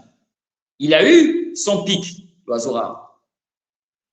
Ce qu'on écoute de lui aujourd'hui, c'est vrai, il est toujours au sommet de son truc, mais les morceaux qu'il sort n'ont plus le même éclat qu'il y a 2 ans, par exemple. Et moi, je sais, en tant qu'artiste, en tant que quelqu'un de spirituel, quand je dis spirituel, je ne suis pas initié à quoi que ce soit. Je suis un artiste, j'ai un regard spirituel sur les choses. Je sais qu'il a donné le meilleur de lui-même. Il a toujours de la ressource. Mais l'Ancham, il s'est passé un événement d'abord, c'était cette affaire d'élection là, où il était allé, à laquelle il avait participé, et il avait été désavoué par son public. Ce sont des événements particuliers qui indiquent quelque chose. Parce qu'à partir de là, c'est vrai, il a travaillé pour reconquérir son public et tout, mais ce n'était plus la même dimension. Et c'est le seul artiste qui tient véritablement ce mouvement, qui arrive à faire des trucs de qualité. Tout ce qui est en bas là, ça ne peut pas aller quelque part. Donc, nous nous retrouvons avec un rap gabonais qui est complètement en déclin, parce qu'il s'est vendu lui-même aux politiciens, à différentes élections et tout ça là, avec les confrères d'ailleurs là, qui sont en 2009 chantaient avec Ali Bongo, tout ça, ça a discrédité le rap gabonais. Donc, le rap gabonais s'est bousillé lui-même. Du coup, les gens ne voulaient plus entendre des paroles hardcore, ils ne voulaient plus entendre voilà quoi, de la tchatch, parce qu'ils ont vu qu'ils se sont dit, bon, les gars, c'est des traîtres et tout ça là. Et ils voulaient maintenant quelque chose qui leur permette une musique plus insouciante. Hein. Juste pas qu'à leurs occupations, aller dans les bars et tout. C'est comme ça que la Tcham est arrivée. Et que la Tcham a conquis les cœurs. Pourtant, elle existait déjà il y avait déjà des soupçons de Tcham avec les Djirio, les Kifra et tout ça. Donc, on se retrouve avec un rap gabonais en déclin, un rap gabonais mort. Et puis, une Tcham qui est en déclin aussi. Parce que des Mentos, il n'arrivera jamais au niveau de la soirée. Ce n'est pas le même talent. Et moi, je vois ça. Ricky, lui, sait ce qu'il a encore à apporter, ce qu'il a encore comme talent. C'est un Ricky qui réalise maintenant des vidéoclips, ses propres vidéoclips, ce qui était une galère pour lui pendant des années. C'est un Ricky qui est toujours aussi créatif qu'avant. Puisque, comme toi, tu l'as dit, tous les trucs que je sors là, il n'y a rien là qui n'a pas été remarqué, qui n'a pas défrayé la chronique. Hein. Donc, moi, ce que je vais faire, et d'ailleurs, j'ai appelé un ami il n'y a pas longtemps, je suis en train de préparer un grand concert au CCF pour la fin de l'année. Et c'est sérieux, un grand concert au CCF. Mais ce que l'ami et moi, on a planifié pour l'instant, c'est que toute l'année, là, je vais sortir banger sur banger. Ça, mais une folie, quoi. C'est-à-dire 2 clips par mois ou 3 clips par mois, machin. Pour l'instant, j'ai sorti d'abord 3 clips. Je me calme un peu parce que, bon, on m'a demandé de faire d'abord doucement, machin, tout ça là, et tout. Et puis, j'ai d'autres choses à faire. Mais je vais entrer dans une phase où ça va être beaucoup de clips qui vont sortir, beaucoup de bangers qui vont sortir. Moi, j'écris un morceau en un jour. Un morceau, avec l'expérience que j'écris un morceau en un jour. Fatigué, j'ai écrit Fatigué en 1 jour et demi. Comment ça s'appelle? Tout le monde dans l'armée. J'ai écrit Tout le monde dans l'armée en 1 jour. Et le clip de Tout le monde dans l'armée, je l'ai réalisé en 2 jours. J'ai réalisé le clip de Tout le monde dans l'armée en 2 jours. J'ai écrit le morceau en 1 jour, je l'ai réalisé. Donc, on a fait 3 jours pour faire ça. Donc, ce dans quoi je vais rentrer actuellement, c'est donc je vais mener une guerre de conquête agressive, de manière à m'imposer définitivement. Parce que pour longtemps, boycotter, je n'ai pas été compris, et puis moi aussi, je laissais faire tout ça. Mais je vais agresser, en fait, le game. Je vais vraiment l'agresser, de manière à m'imposer définitivement. Et une fois que le grand public m'aura véritablement découvert que je vais entrer dans des concerts, par exemple, au CCF et tout, tu verras de toi-même que toute l'histoire va ressortir de qui est ce gars-là, d'où il vient. Parce que moi, je vois des gens dans les commentaires qui viennent dire « Oh, c'est qui ce nouveau rappeur ?» tout ça, machin. Donc, une fois que la popularité sera installée, tous les vieux dossiers vont ressortir. Tu vas avoir des Baponga, tu vas avoir des anciens qui vont dire « Non, non, non, nous, on le connaît depuis longtemps. » On va avoir des gens comme toi qui vont dire « Oui, moi, le gars, je l'ai découvert à l'époque, en tel machin. » Les histoires vont ressortir, en fait. Et c'est là qu'on pourra se repencher sur Libreville, c'est le monde en tant que, voilà, que cadeau pour les fans. Je ne sais pas si ce que je t'ai dit choque un peu. Non, tout à fait. Ouais, non, c'est clair que là maintenant, je comprends mieux la stratégie. Tout à fait. Mais maintenant, là, on va passer au deuxième tube que tu fais sortir. Tout le monde à l'armée. Qu'est-ce qui se passe? Quelle est l'histoire derrière tout le monde à l'armée?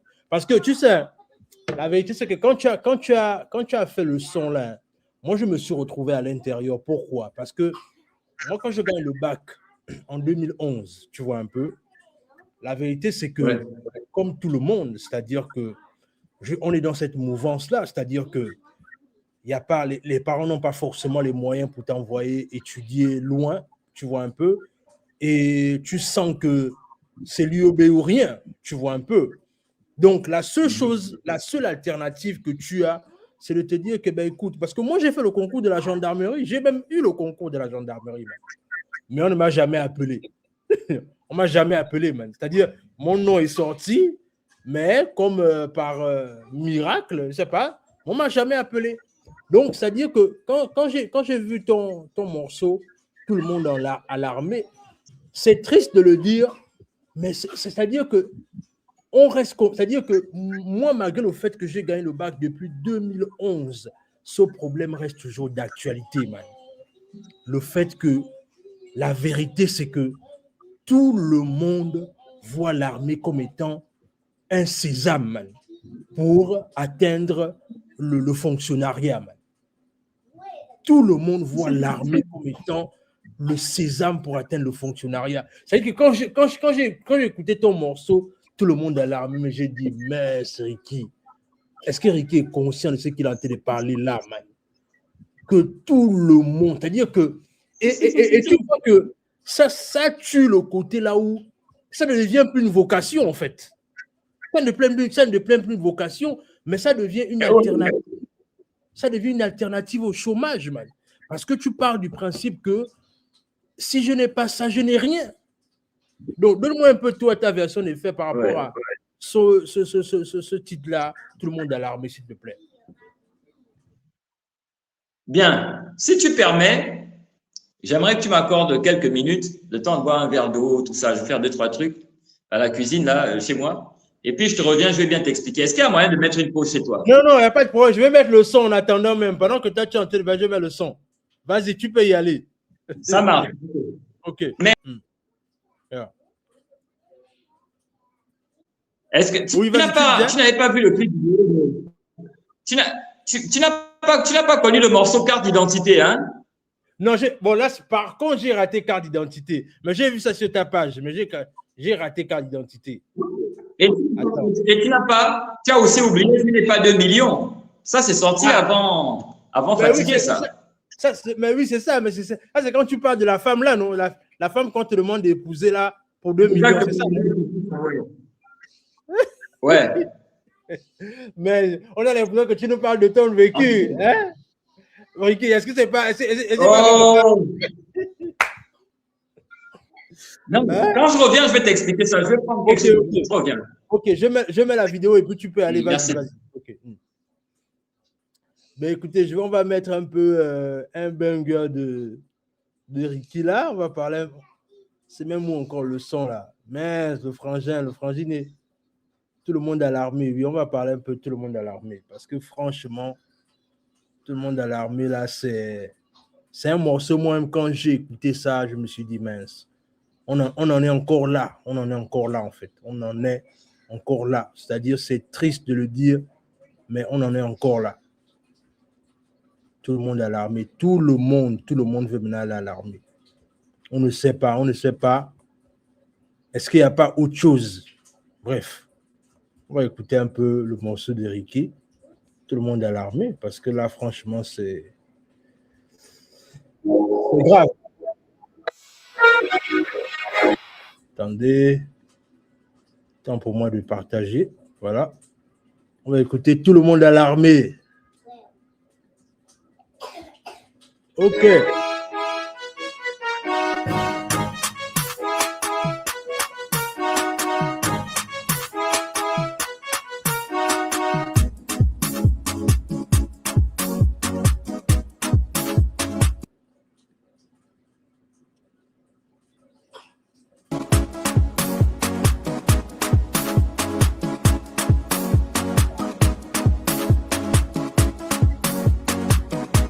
la peine d'aller le matin au lycée, de soulever les cahiers.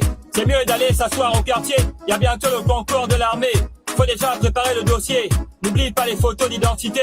C'est plus la peine d'aller tricher, de pomper pendant les devoirs surveillés. C'est plus la peine de cacher les bouts de papier sous le pantalon du lycée.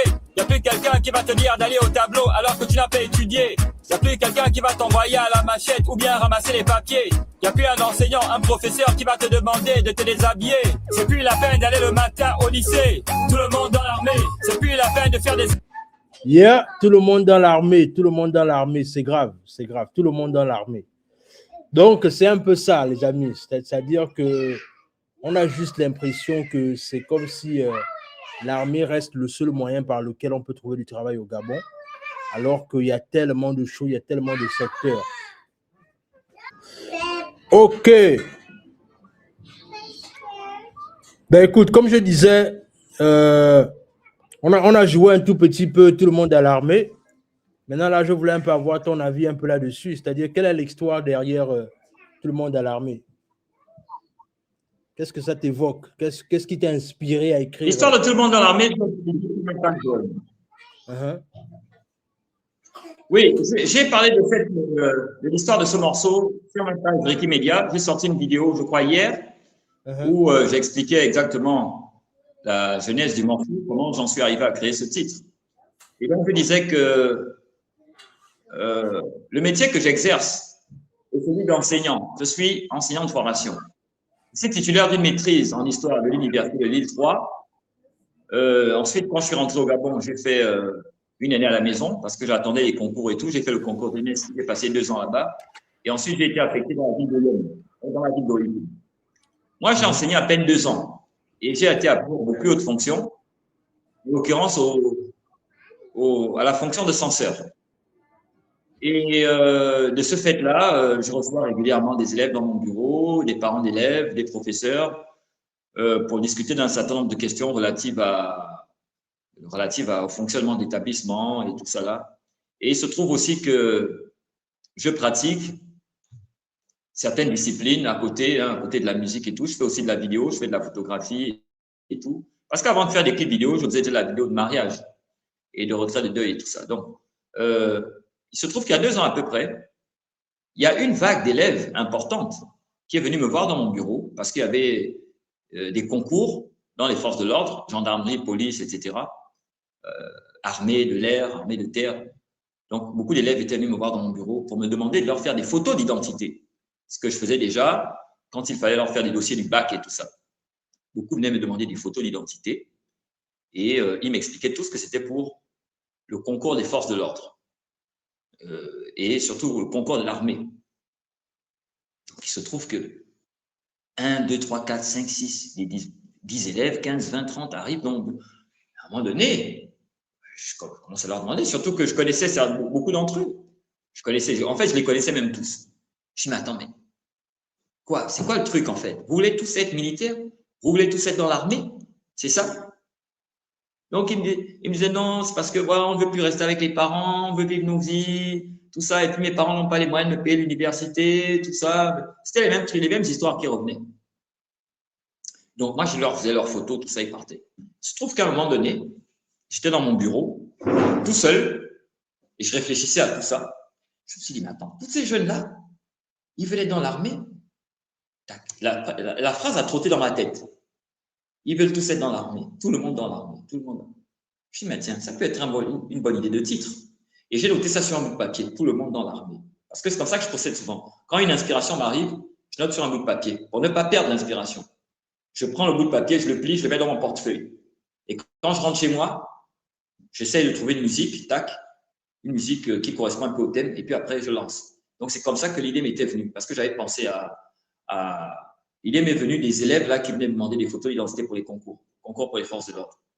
Et c'est la raison pour laquelle, donc, comme je l'ai expliqué dans ma page Wikimedia, c'est la raison pour laquelle, au premier couplet, je dis, c'est plus la peine d'aller au lycée, de soulever les cahiers, tu vas faire le concours de l'armée, on n'aura plus à t'envoyer au tableau alors que tu n'as pas étudié, on va plus t'envoyer à la machette, ramasser les papiers, tout ça, machin. Parce que je pensais aux élèves qui étaient venus me voir.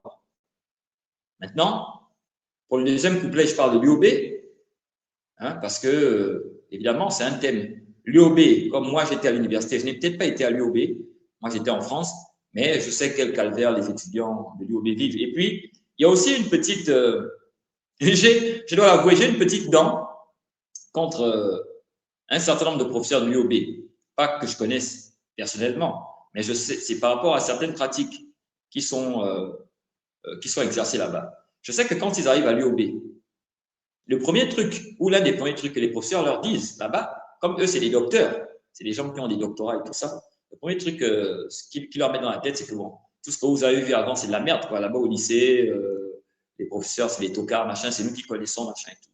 Donc, c'était une réponse à ces gars-là, pour leur faire comprendre que bon, oui, vous avez des doctorats et tout, mais nous, on est au courant de toutes les conneries que vous faites là-bas.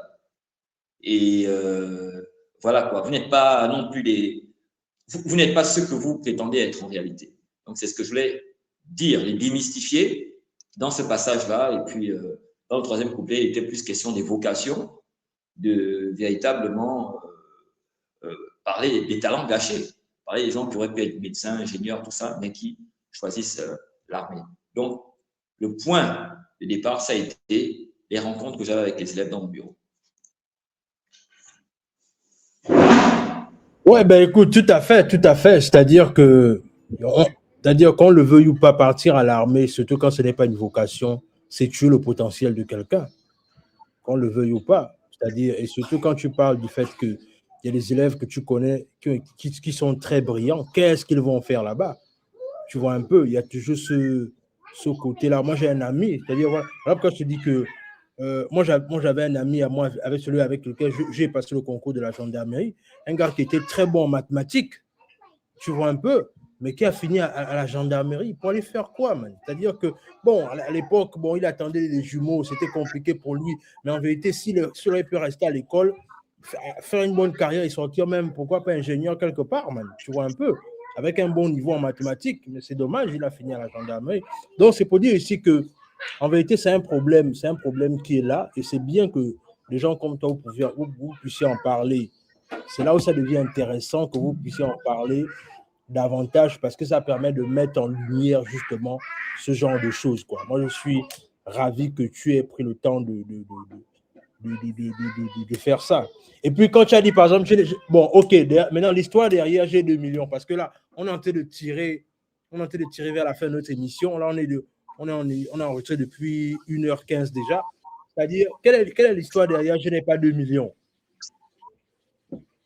Je n'ai pas 2 millions. L'histoire est tout aussi simple. Il se trouve que, comme je disais, je fais de la photographie et de la vidéo de mariage. Ouais. Depuis des années déjà. Pendant les grandes vacances, en saison sèche, dans le Wellington, il y a beaucoup de mariages traditionnels. Les images que tu vois dans le vidéo de Ce n'est pas 2 millions, c'est des images que j'avais eu à prendre moi-même. Et je les ai simplement apportées à Félix quand on a fait le montage. Okay. Il se trouve que, au cours de mes pérégrinations dans les mariages traditionnels, au cours des prestations que j'allais exercer, j'assistais à des débats entre les speakers. Je voyais des choses qui étaient demandées aux hommes qui venaient épouser. Je voyais les sommes d'argent. Et par rapport à ce que j'avais vu dans ma jeunesse, quand mon père m'amenait au village et tout, je voyais qu'il y avait un énorme décalage. On était passé à des sommes folles, en fait, qu'il y avait une dérive à ce niveau-là. Yeah. Et donc, moi, j'ai voulu dire, à travers le morceau, que moi, je ne marche pas là-dedans, quoi. Je ne marche pas là-dedans. Je trouve que c'est du n'importe quoi, surtout dans une situation où tu vivais avec une femme, c'était un quoi qui t'occupait déjà d'elle. Certes, elle a eu, peut-être, elle a des diplômes, tout ça, mais c'est toi qui es derrière son ascension sociale. Et se retrouver encore à dépenser des sommes folles comme ça pour l'épouser, c'est quand même fort de café. C'est ce que j'essaie d'exprimer à travers le morceau. Donc, tout est parti de ce que j'ai vu quand j'allais filmer les mariages des gens. Et ce que j'entendais aussi. Ouais. Ok, très bien, très bien. J'espère au moins que là, Rikicha a 2 millions pour marier la fille d'autrui, n'est-ce pas? Bon, bien sûr, si je dois épouser la femme que j'aime, étant donné que c'est quelque chose qui est passé dans les us et coutumes, mais je vais me plier à la règle. Ouais, c'est de me marier. Et puis non, je te taquine, je comprends. Je je suis tranquille. Alors, maintenant, oui, vas-y. Non, je disais, je sais que tu me taquines. Ok. Mais, alors, non, mais je pose quand même une question. Je pose quand même une question comme ça. Ok. Comment tu expliques l'engouement qu'il y a autour de tout le monde dans l'armée? Ben, moi, ce que je pense, c'est que l'engouement qui est autour de cela, c'est parce que tu as visé juste. Tu vois, tu as visé le droit, tu as mis le pied à l'étrier, c'est-à-dire que tout le monde, c'est-à-dire que, en fait, le titre déjà est déjà évocateur, man. Tout le monde est à l'armée, c'est-à-dire que c'est une triste réalité. C'est-à-dire qu'en vérité, même en écoutant le son, c'est triste, mais en même temps, c'est révélateur, quoi. Tu vois un peu. Et ça traduit véritablement à quel niveau. Et puis, ce qui est encore intéressant, c'est que tu aurais été mieux pour parler de ce genre de sujet si ce n'est qu'un professionnel de l'éducation. Parce que justement, tu es au quotidien avec ces jeunes-là qui sont en train de transitionner entre les études supérieures et vouloir aller dans les corps habillés. Donc, tu vois qu'en vérité, ça, c'est véritablement, comme on dit en entreprise, c'est ta niche, en fait. C'est ta niche, frère. Et je vais même encore aller plus loin en te disant, si je devais te donner un conseil, c'est que, je ne sais pas comment ça peut se passer là-bas, mais ce serait bien, pourquoi pas, d'avoir des échanges pédagogiques avec les jeunes. Dans des... Parce que tu sais, regarde, vraiment, il ne faut pas qu'on titre l'émission là, parce que ça devient intéressant. C'est-à-dire que, tu vois, le côté là où tu dénonces, c'est bien, tu vois un peu, tu soulèves un problème réel, tu vois un peu, mais la dénonciation en elle-même, il y a une prise de sensibilisation quand on dénonce, certes, mais il faut pas s'arrêter juste à ça, tu vois un peu. Il faut aller plus loin pourquoi pas en ayant des séances avec ces jeunes-là davantage comme tu le fais dans ton bureau, mais tu peux aussi faire ça sous forme de sensibilisation dans plusieurs établissements de ta circonscription, en fait. Tu vois un peu, comme un peu des caravanes. Voilà, vois ça comme des caravanes de sensibilisation. Parce que je t'assure que le fait que toi, tu as écrit ce morceau-là, je t'assure qu'il y a certainement encore un jeune qui est en train de se battre pour arriver en terminale, pour faire en sorte que quand il va en terminale, il va faire son dossier, il va vouloir partir à l'armée, man. Alors qu'il a peut-être un potentiel dans les mathématiques, dans la physique, dans la biologie, mais il va s'en foutre de ça, parce qu'il va partir du principe que moi, de toute façon, les parents me disent qu'ils n'ont pas d'issue avec moi après le bac. Donc, du coup, je préfère me chercher, comme on dit. Donc, moi, je pense véritablement que la sensibilisation, c'est bien. Enfin, la dénonciation, c'est bien. Mais vois plus loin, s'il te plaît, Ricky, vois plus loin. Parce que tu as touché un problème crucial de notre société. Et ce sera vraiment dommage de juste arrêter au niveau de la dénonciation. Moi, je pense même que va même jusqu'à faire des campagnes de sensibilisation dans les différents établissements qui sont dans ta circonscription. Et puis, pourquoi pas, peut-être proposer un programme comme ça au niveau de l'éducation nationale. C'est toi qui es le professionnel dans ce sens-là, quoi. Tu vois un peu. C'est-à-dire que véritablement, leur faire prendre conscience qu'on est en train de tuer notre jeunesse quand on fait ce genre de choses-là. On est en train de tuer le potentiel de nos jeunes parce qu'on voit la seule alternative. Et moi, j'étais dans ce cas-là, je ne vais pas te mentir. Je ne vais pas cracher dans la soupe parce que je suis maintenant aux États-Unis. Mais moi-même, si je n'avais pas eu cette opportunité de venir aux États-Unis, j'aurais certainement fini à l'armée. Tu vois combien de fois c'est ironique, man. C'est tellement ironique, man. Donc, voilà. Les gens me disaient même dans les commentaires, je suis quand même déçu, hein. Je suis quand même déçu des bêtises que les gens racontent souvent dans les commentaires. C'est vraiment dégoûtant, quoi. Tu as des gens, le truc qu'ils viennent dire, c'est lui, là, donc, il n'y a que la musique qu'il a trouvé à faire. Est-ce qu'il est obligé de filmer des bêtises, quoi. Non, oui, vas-y, termine, vas-y. Et donc, au lieu de se concentrer sur l'essentiel, bon, il y en a qui viennent dire des idioties, quoi. Tu vois, le problème est sérieux, mais il y en a qui... Oui, mais la vérité, c'est que Ricky, toi, il ne faut pas les gens auront toujours des choses à dire, man. C'est-à-dire, un travail bien fait, même quand un travail est bien fait, il y a toujours quelqu'un qui va trouver une critique derrière ça, man.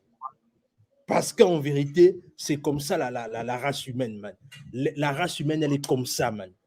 Et parfois même, la critique qu'on trouve derrière, pour ne pas aimer ce que Ricky fait, c'est parce qu'on se retrouve quelque part dans le fait que, mais peut-être que j'avais pensé à une idée comme ça avant Ricky, mais je n'ai pas eu le courage. Est-ce que tu vois un peu? Donc, le truc, c'est que vois les critiques comme étant le fait simplement que les gens, ils veulent te ramener à leur petit niveau, mais toi, il faut pas te... Quand tu es un aigle, toi, tu voles au-dessus de ça, man.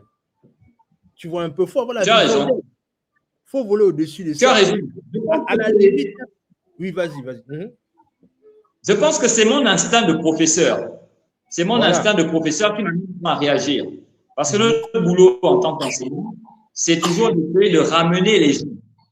Notre boulot d'enseignant consiste à ramener les gens, à leur montrer qu'ils se trompent et à essayer de les corriger. Donc, c'est peut-être cet instinct de professeur-là qui m'amène souvent à réagir. Mais après, c'est vrai que je commence à répondre de moins en moins à des non, ne te fatigue pas. Sinon, c'est une perte de temps, une perte d'énergie. Ne te fatigue pas.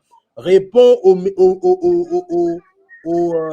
aux commentaires que tu estimes que sont des commentaires qui te font aussi grandir toi-même.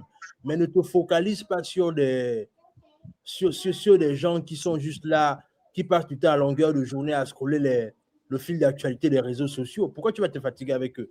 Toi, continue à voler. Oh, man, tu es un aigle. Pourquoi tu vas te fatiguer? Donc, c'est ça. C'est-à-dire que, mais comme je te disais, tu touches des points essentiels de la société gabonaise. Et c'est bien que ça commence à avoir un écho favorable. Mais comme je te disais, tu touches des points essentiels, mais maintenant, là, essaye de voir comment est-ce que tu peux emmener ça plus loin. C'est-à-dire même au-delà de la musique. Parce que la musique, c'est un début. Est-ce que tu vois un peu? Mais tu es un intellectuel. N'oublie pas que tu es un intellectuel et que tu peux apporter ta solution même au sein de ta tutelle. Parce que tu ne faut pas oublier ça. Il ne faut pas oublier ça. Donc, la musique, c'est une passion. La musique, c'est ton passe-temps. C'est ta façon pour toi de peut-être déstresser ou bien profiter de la vie à ta façon. Mais n'oublie pas que dans ça, tu es un professionnel de l'éducation nationale, man. Et que tu peux encore amener ça plus loin. Voilà. Oui, l'essentiel pour l'instant, c'est d'avoir d'abord de plus en plus de succès, de me révéler de plus en plus, et à partir de ce succès qui va se dessiner, qui va grandir, j'aurai certainement un peu plus de pouvoir, un peu plus d'influence, et c'est de là que les choses seront plus efficaces, en fait. Oui, tu continues. C'est-à-dire que tout ce que tu fais pour le moment, tu continues à faire ce que tu as à faire, mais fais-le comme tu as commencé à le faire, fais-le toujours bien, c'est tout. Et puis voilà, c'est ça. Tu as vu la vie de Gabao aussi? Hein? Tu as vu la vie de Gabao aussi, le clip de la vie de Gabao? Ouais, j'ai regardé la vie de Gabao. Oui, j'ai regardé. C'est-à-dire que. De mourir pour un candidat. Ah, voilà. Et là, on va finir par ça. Ouais, j'ai complètement oublié ça. Alors, pourquoi? Alors, là où tu fais le mourir pour un candidat, c'est-à-dire, tu sais, ça, encore une fois, tu es vraiment au cœur de l'actualité gabonaise, man. Mourir pour un candidat. Tu sais, quand tu as parlé de mourir pour un candidat, quand tu as rappelé mourir pour un candidat, regarde ce que moi, ça m'a évoqué. Regarde, moi, ça m'a évoqué l'attaque du QG de Jean Ping, man. Mourir pour un candidat, man. Ça m'a évoqué l'attaque du QG de Jean Ping. Et pourquoi est-ce que ça m'évoque l'attaque du QG de Jean Ping? Parce que dans l'attaque du QG de Jean Ping, ça, c'est l'histoire qui m'avait le plus choqué parce que je me suis identifié à l'intérieur parce qu'il y avait une dame qui avait perdu son fils unique à l'intérieur. Et moi-même, je suis enfant unique de mon père et de ma mère. C'est-à-dire que quand j'avais écouté l'histoire de cette dame-là, en fait, je me suis vu à l'intérieur. C'est comme si tu faisais une projection sur toi-même, en fait. Quand la dame l'a raconté son histoire, elle avait dit quoi? Elle avait dit que son fils était en 3e année à l'université Omar Bongo. Et il a été malheureusement, il a malheureusement perdu la vie dans l'attaque du QG de Jean-Ping. Et aujourd'hui, malheureusement, la maman n'arrive plus elle ne s'est jamais remise, man. Elle ne sait jamais. Je ne sais même pas ce que la dame est devenue après, man. Mais imagine-toi, tu perds ton seul enfant, c'est-à-dire l'espoir, c'est-à-dire que ton représentant de demain, man. L'enfant est déjà en 3e année. Tu sais ce que ça représente à l'université quand l'enfant est en 3e année. C'est-à-dire qu'on commence à sentir que bientôt, on va commencer peut-être, pourquoi pas, à manger les fruits. Est-ce que tu vois un peu c'est-à-dire que ça m'a... Voilà pourquoi, quand tu as fait le son là, je me suis dit, man, Ricky, vraiment, le gars là... En fait, qu'est-ce qui t'a inspiré à faire ça, man? Raconte-moi un peu l'histoire derrière ça, man.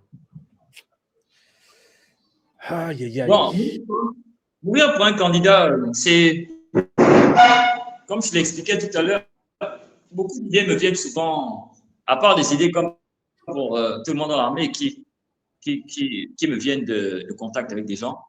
Là, c'est l'instrumental. Quand j'ai écouté l'instrumental, j'ai des musiques dans mon ordinateur. Des musiques, il y en a qui sont faites en studio, il y en a que je récupère en demandant un peu à gauche, des trucs comme ça. Enfin, les musiques de différentes manières. Donc, c'est en écoutant la musique, le côté explosif et tout ça, le côté explosif de la musique, j'ai eu l'idée j'ai vu du mouvement, de l'action, tout ça, machin, et j'ai pensé avec le côté mélancolique aussi qu'il y avait au refrain, là, j'ai pensé à ce qui se passe pendant les élections, quoi. Ce qui s'est souvent passé dans les élections. Et j'ai voulu aborder le sujet parce que c'est un tabou aujourd'hui. Plus personne ne veut en parler. Personne ne veut faire la lumière sur ce qui s'est passé. Donc, moi, je me suis dit non, on ne peut pas progresser comme ça dans le temps sans essayer de penser les blessures du passé. Il faut quand même évoquer ça. Parce que j'ai vu quelqu'un, par exemple, aujourd'hui, j'étais en train de parler des commentaires que les gens font souvent. Il y a quelqu'un qui a fait un commentaire sur XXL Mike, parce que les stats est allé mettre la vidéo là-bas. Quelqu'un qui a dit, mais pourquoi il vient nous parler la prochaine élection, c'est c'est en 2020, je ne sais pas combien, pourquoi c'est maintenant qu'il vient parler de ça et tout ça alors que la prochaine élection est loin. Je lui ai dit, mais c'est le devoir de mémoire. C'est le devoir de mémoire. On construit le futur. On construit le futur à partir des cicatrices du passé. Mais bien sûr. Et on avance pour avancer. Donc, il faut quand même parler de ces choses-là qui sont des problèmes. Et ça sert aussi de prévention. Toi qui parles de 2020 et quelques, c'est déjà pour dire aux gens, attention, en 2020 et quelques, quand un dernier opposant va venir vous parler, vous enflammer la tête, attention à ce que vous allez faire. Parce que quand vous regardez les images, regardez la réalité, les gens qu'on embarque, les gens qu'on tabasse, voilà ce qui se passe. Ce que vous n'avez pas vu quand vous étiez dans vos maisons, voilà ce qui s'est passé. C'est une manière de le dire aussi. Et puis, comment dire? Il y a quelqu'un qui m'a dit que depuis qu'il y a des élections au Gabon, ce type d'élection, aucun candidat n'a jamais envoyé les Gabonais manifester et casser dans la rue. Il y a quelqu'un qui a dit ça. Je lui ai dit, je n'en suis pas si sûr. Je n'en suis pas si sûr. Tout simplement parce que la manipulation existe en politique. Même si quelqu'un m'avait dit allez casser, parce que les politiciens, effectivement, ils ne vont pas clairement dire allez casser, mais ils vont utiliser des tournures de phrases, ils vont utiliser un langage enflammé que les gens vont traduire à leur manière. Parce qu'au lendemain d'une élection présidentielle, quand un candidat se lève et qu'il dit ma victoire a été volée et nous n'accepterons jamais ça. Nous n'accepterons jamais le vol de notre victoire, quel que soit ce que cela en coûte. Quand quelqu'un va dire ça dans un meeting, mais le participant lambda au meeting, lui comprend ça comment? Pour lui, on gaspille. Et le politicien sait que l'auditoire comprend ça comme ça. Alain Claude Bilé-Binzé, quand il a perdu, est-ce que Bilé-Binzé a fait le bruit? Il n'a pas fait le bruit. Il n'y a pas eu de presse, il n'y a pas eu de coup des ordres. Il a reconnu sa défaite tranquillement et puis il a continué sa route. Donc, je pense que les politiciens, ils ont une responsabilité. Ils ont une responsabilité. Bien sûr, bien sûr, bien sûr. Et surtout, comme tu le dis si bien, c'est-à-dire que quand un politique commence à dire que non, on m'a volé la victoire, c'est un message subliminal qu'il donne derrière à son éditoire, en disant que, oui, il dit en fait que vous ne tolérez pas ça, c'est-à-dire que, mais il ne veut pas dire ça comme ça parce qu'il ne veut pas que ça lui cause préjudice demain, parce que tout est enregistré. Mais sinon, Exactement. il incite à la révolte, en fait. Donc, moi, je pense que souvent, malheureusement, dans l'euphorie des élections, beaucoup de nos frères et nos sœurs oublient souvent ça, quoi. Et après, Mais on en... un candidat, quand il prend la parole, excuse-moi, il peut très bien dire aux gens, écoutez, le verdict des urnes est sorti. Je vous demande de garder votre calme, de rentrer chez vous. Il y a des moyens légaux qui sont là. Nous passerons avec mon équipe saisir la Cour constitutionnelle. Nous avons un carnet d'adresse international. Nous allons nous adresser aux organismes internationaux et vous serez, nous nous rencontrerons à nouveau bien plus tard, quand nous vous ferons signe. Et les gens rentrent chez eux. C'est tout. C'est tout.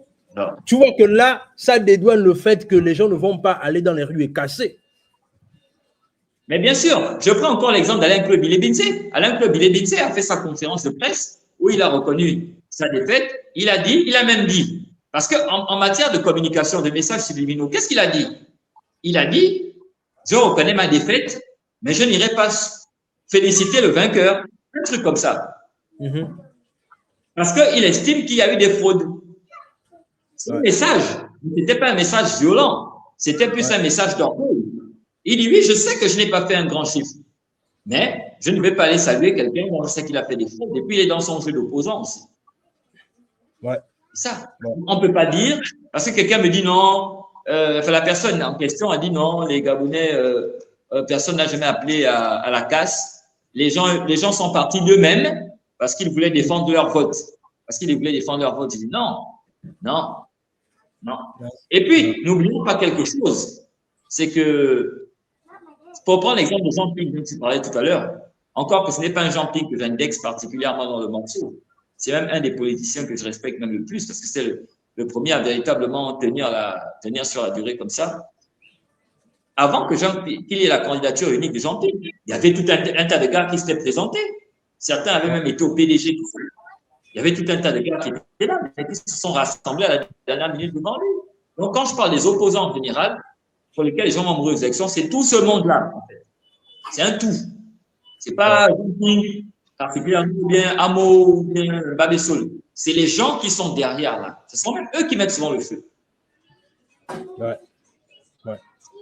Alors, Ricky, on va finir comme ça. C'est-à-dire, quels sont tes rapports aujourd'hui avec les autres rappeurs gabonais? Les autres gars de la musique gabonaise, quels sont vos rapports? Est-ce que vous vous fréquentez? Est-ce qu'il y a des futures collaborations qui arrivent? Bon, c'est comme dans la vie de tous les jours. Il y a des amis qu'on a, il y a des personnes qu'on connaît de vue, il y a des gens qu'on connaît de réputation, il y a des personnes avec qui on peut avoir des rapports courtois sans pour autant être des amis. Donc, pour ce qui concerne les collaborations, il n'y a rien de prévu dans ce sens pour l'instant, je dois te dire la vérité. Mais je change beaucoup avec les rappeurs. Il n'y a pas longtemps, là, j'ai envoyé un message. Bon, quand je dis il n'y a pas longtemps, c'est même il y a quelques heures. J'ai envoyé un message sur ma page pour dire aux rappeurs qu'en fait, comme moi, je vais me retirer un peu, je vais préparer mes prochains singles, je vais prendre le temps de bien finaliser les choses, faire mes clips et tout ça. S'il y en a qui ont des clips vidéo à envoyer, du bon rap et tout ça, qu'ils m'envoient ça en inbox sur ma page Facebook et puis je vais diffuser sur ma page Wikimedia. C'est ce genre de choses-là, histoire de faire de publicité pour les autres. Ok, c'est très bien. Très bien, très bien. Alors, donc ça veut dire que d'ici là, on pourra quand même avoir un album de Ricky ou bien un single qui va sortir d'ici là et peut-être, pourquoi pas être disponible dans toutes les plateformes de streaming. Oui, quand tu m'aurais aidé à faire ça, je suis pas très technique dans tout ce qui est réseaux sociaux, je maîtrise pas. Franchement, c'est toi qui vas me montrer un peu comment ça se passe avec ces histoires-là. Mais ouais, je serais bien heureux de le faire. Et pour ce qui concerne l'album, comme je le disais tout à l'heure, je vais d'abord attendre que la mayonnaise prenne bien. que le succès soit bien installé et que, voilà, quoi. Comme ça, au moins, quand je sortirai un album, ce sera quelque chose qui sera attendu, qui sera acheté, qui sera consommé, sur lequel les gens pourront débattre. J'ai envie de sortir l'album au bon moment. Ok. Est-ce que dans le futur, tu envisages faire une reprise de un des classiques de ton papa? Parce que ça peut être aussi intéressant, hein, de prendre un des classiques. Je pense que ma pudeur m'empêche de faire quelque chose comme ça. Et puis, je n'ai pas envie d'être une sorte de clone. J'ai vraiment envie de dissocier. J'ai vraiment envie de dissocier ma personnalité de celle de mon père. Mais par contre, j'encourage toujours avec ma famille toutes les initiatives qui vont dans le sens de la préservation de la mémoire de ce dernier. Ah, ok, je vois. Ok, très bien. C'est arrivé que je pique une idée ou une autre, hein, pour l'insérer dans un texte et tout ça. Oui, ça c'est possible. Mais reprendre un truc en intégralité, ce serait ou bien un sample, faire un sample. Ouais, un sample, ça peut être bien, ouais. Oui, voilà, tu peux. Parce que moi j'aime. Moi aussi, c'est.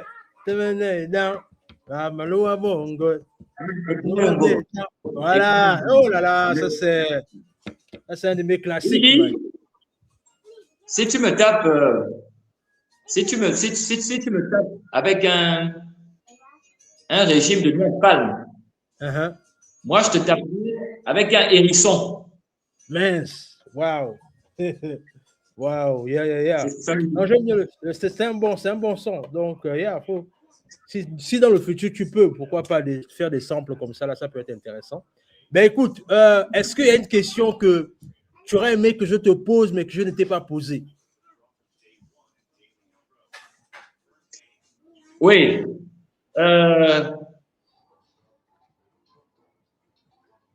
Une question que j'aurais. Que tu aurais aimé que je te pose, mais que je ne t'ai pas posée. Okay. Est-ce que.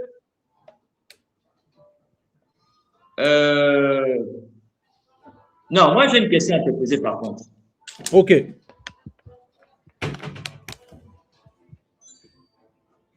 J'ai une question à te poser. C'est même deux questions que j'ai à te poser. Première question. Est-ce que tu penses que la place qu'occupe Ricky actuellement, là où on est en train de parler là, c'est la place qu'il mérite dans le rap gabonais? Deuxième question, c'est est-ce que tu penses que la jam a un avenir? Le truc, c'est que je vais commencer par la dernière question. La vérité, c'est que, qu'on le veuille ou pas, le mouvement Tcham, et comme disent les gars là, c'est-à-dire la Tcham domine le monde, on va dire ça comme ça. Parce que il faut savoir une chose, c'est que le rap est la continuité de la Tcham. Non, en fait, non, c'est-à-dire, oui, la Tcham est la continuité du rap, autant pour moi. Je ne veux pas dire des conneries, voilà. C'est-à-dire, il a fallu que le rap arrive, le rap fasse ce qu'il a à faire pour que la Tcham arrive à se faire une place. Et moi, je pense qu'ils doivent aujourd'hui, ces deux courants de musique doivent pouvoir marcher ensemble. Parce qu'en vérité, l'un est la continuité de l'autre. Alors, ce que je vois malheureusement, c'est qu'il y a une espèce de guéguerre qui est un peu dans la toile là, qui pour ma part ne devrait pas être, parce qu'en vérité, si le rap n'avait pas existé, la Tcham ne serait pas ce qu'elle est aujourd'hui. Donc il faut voir ça. Et pour bien me faire comprendre, je vais aller juste avec ce que tu disais par rapport à quand on parlait au début de ton papa, c'est-à-dire que ton papa a fait un courant de musique et toi tu es en train de faire un nouveau courant aujourd'hui. C'est comme, c'est-à-dire que toi tu es en train de faire ce que papa faisait à l'époque de son temps. C'est comme aussi avec l'Antcham aujourd'hui, c'est-à-dire que le rap n'a pas disparu, c'est clair, mais je pense que le rap s'est arrêté à un certain niveau et l'Antcham n'a fait que prendre le relais en fait. Et moi je pense qu'à la fin de la journée, ces deux concepts qui sont censés toujours marcher ensemble. Les opposer, je trouve que ça ne fait pas grand sens. Je trouve que c'est pas très joli de faire ça. Au contraire, ces deux courants, voilà. Oui, vas-y. Mais Et, dans la musique que tu fais actuellement, tu ne trouves pas qu'il y a un mélange des deux? hein? Dans la musique que tu fais actuellement, tu ne trouves pas qu'il y a un mélange des deux? Il y a une fusion entre les Mais deux? bien sûr, au niveau de la rythmique même, au niveau de la rythmique, tu vois que ta rythmique même, c'est un mouvement cham qui est là. Mais c'est juste que c'est la façon de poser qui est différente.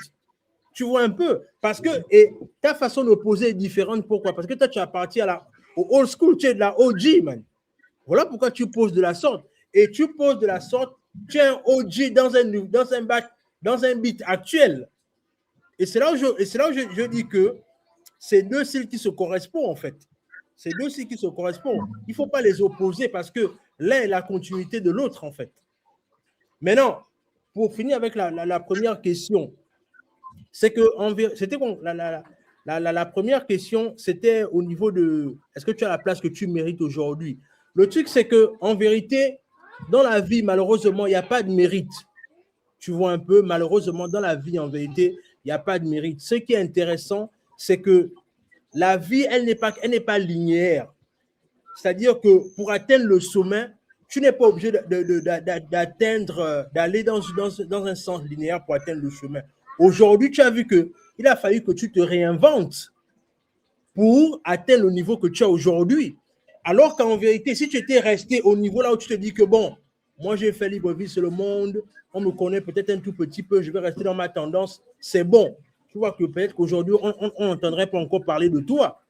Donc, c'est pour te dire ici que le succès que tu as aujourd'hui, c'est un succès mérité parce que tu as su te réinventer, contrairement à d'autres personnes. Et je pense que malheureusement, et ça c'est un clin d'œil que je fais comme ça au grand NGT que tu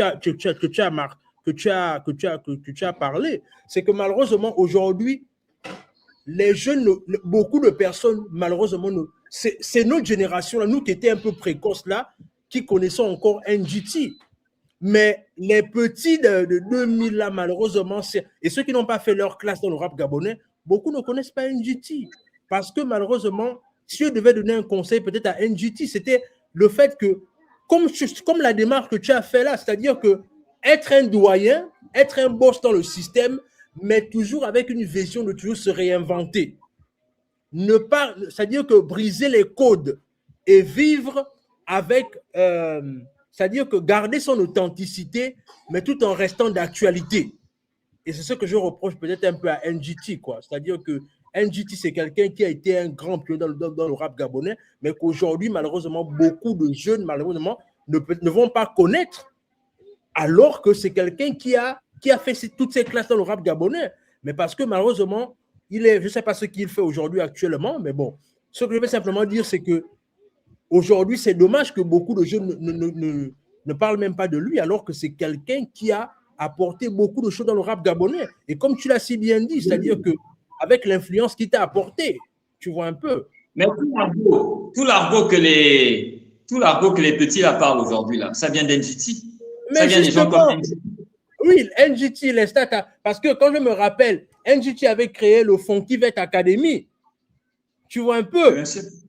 Tu vois un peu. Mais le truc, c'est que le Funky Vet Academy, aujourd'hui, qui connaît véritablement le Funky Vet Academy? Parce que, justement, il n'y a pas ce côté de revalorisation aussi. Tu vois, c'est-à-dire que aujourd'hui, les jeunes sont en train d'utiliser des expressions du Funky Vet sans même savoir que le pionnier est toujours là. C'est pas comme si NGT ne vit plus, il est toujours là, man. Et si tu parles avec lui, s'il te plaît, faut me donner son numéro. On va faire une interview avec lui, man. Franchement, c'est. Voilà, c'est-à-dire, parle d'abord avec lui. S'il est chaud, on va faire une émission ensemble. Je trouve que NGT, c'est quelqu'un qui a. Voilà, appelle-le si tu peux nous mettre en conférence, on va un peu échanger nous tous et on va voir comment on peut faire une émission avec lui. Je pense que c'est quelqu'un qui a fait, comme tu disais là, il t'a beaucoup inspiré, il t'a emmené à avoir des contacts dans le rap gabonais. Ça n'a juste pas de sens qu'aujourd'hui il est dans son coin, man. Moi, je pense que ça, ce sont des gens qu'on devait aller chercher pour leur remettre au centre, parce que ce sont eux ils font partie des pionniers, man. Ils font partie des pionniers. Moi, je me souviens. NGT, c'est un rap laboratoire. Hein? C'est quelqu'un qui est dans son coin, à élaborer des concepts, à essayer des choses et tout. C'est un scientifique, en fait. Et Ben oui, il est naturellement discret. oui, Il est oui. naturellement discret. Oui, mais le truc, c'est que aujourd'hui, on est dans, encore une fois, il faut savoir, je comprends qu'il y a ce côté de réserve et tout ce qui va avec, tu vois un peu, mais il n'en demeure pas moins qu'aujourd'hui, les gens comme les NGT, à cause de. Regarde un peu, NGT pour nous est comme Oxmo Puccino. Est-ce que tu vois un peu? Oui. Mhm. Voilà, c'est-à-dire que c'est pas que ça peut dire que il faut bien connaître de qui on parle. NGT pour nous, c'est la classe de Oxmo Puccino. Au-delà du fait que Oxmo Puccino, il n'y a pas longtemps, il a décrié le fait qu'aujourd'hui, malheureusement, les réseaux sociaux tuent un peu l'authenticité des artistes. Mais il n'en demeure pas moins que ils sont obligés d'être dans les réseaux sociaux pour ne pas tomber dans l'oubli, comme on dit, tu vois un peu. Donc, moi, je pense qu'aujourd'hui, les gens comme les NGT, et quand je parle de NGT, je parle de qui d'autre encore là? Par exemple, je ne sais pas qui je peux encore citer, mais si on va rester sur le domaine de NGT, NGT, c'est quelqu'un qui a beaucoup de valeur à ajouter, beaucoup de choses à enseigner. Mais pourquoi il reste dans son coin? Non, il faut qu'il sorte, il faut qu'il parle. Regarde, et là, on va finir par ça. Tu sais pourquoi aujourd'hui, dans certains sujets, on voit plus les gens comme les créoles faire le bruit dans les réseaux sociaux? Parce que malheureusement, hein, on arrive à un niveau là où ceux qui doivent parler se taisent et ceux qui ne doivent pas parler parlent. Et ça, c'est une aberration. C'est une aberration. Voilà pourquoi aujourd'hui, on peut clairement dire que au Gabon, quelqu'un comme Créole est une influenceuse parce que ceux qui doivent parler, c'est-à-dire les femmes de sa génération qui ont un parcours, qui ont quelque chose dans le cibolo, décident de ne pas parler. Tu vois un peu? Donc voilà pourquoi je prends l'exemple avec les gens comme les NGT, c'est-à-dire que NGT, c'est quelqu'un qui a une valeur ajoutée, une expérience à partager. Oui, vas-y. Excuse-moi, c'est vrai qu'on était à la fin de l'émission, mais ce que tu es en train de dire me fait penser à une réflexion que j'ai eue il n'y a pas longtemps. Et je préfère le dire tout de suite.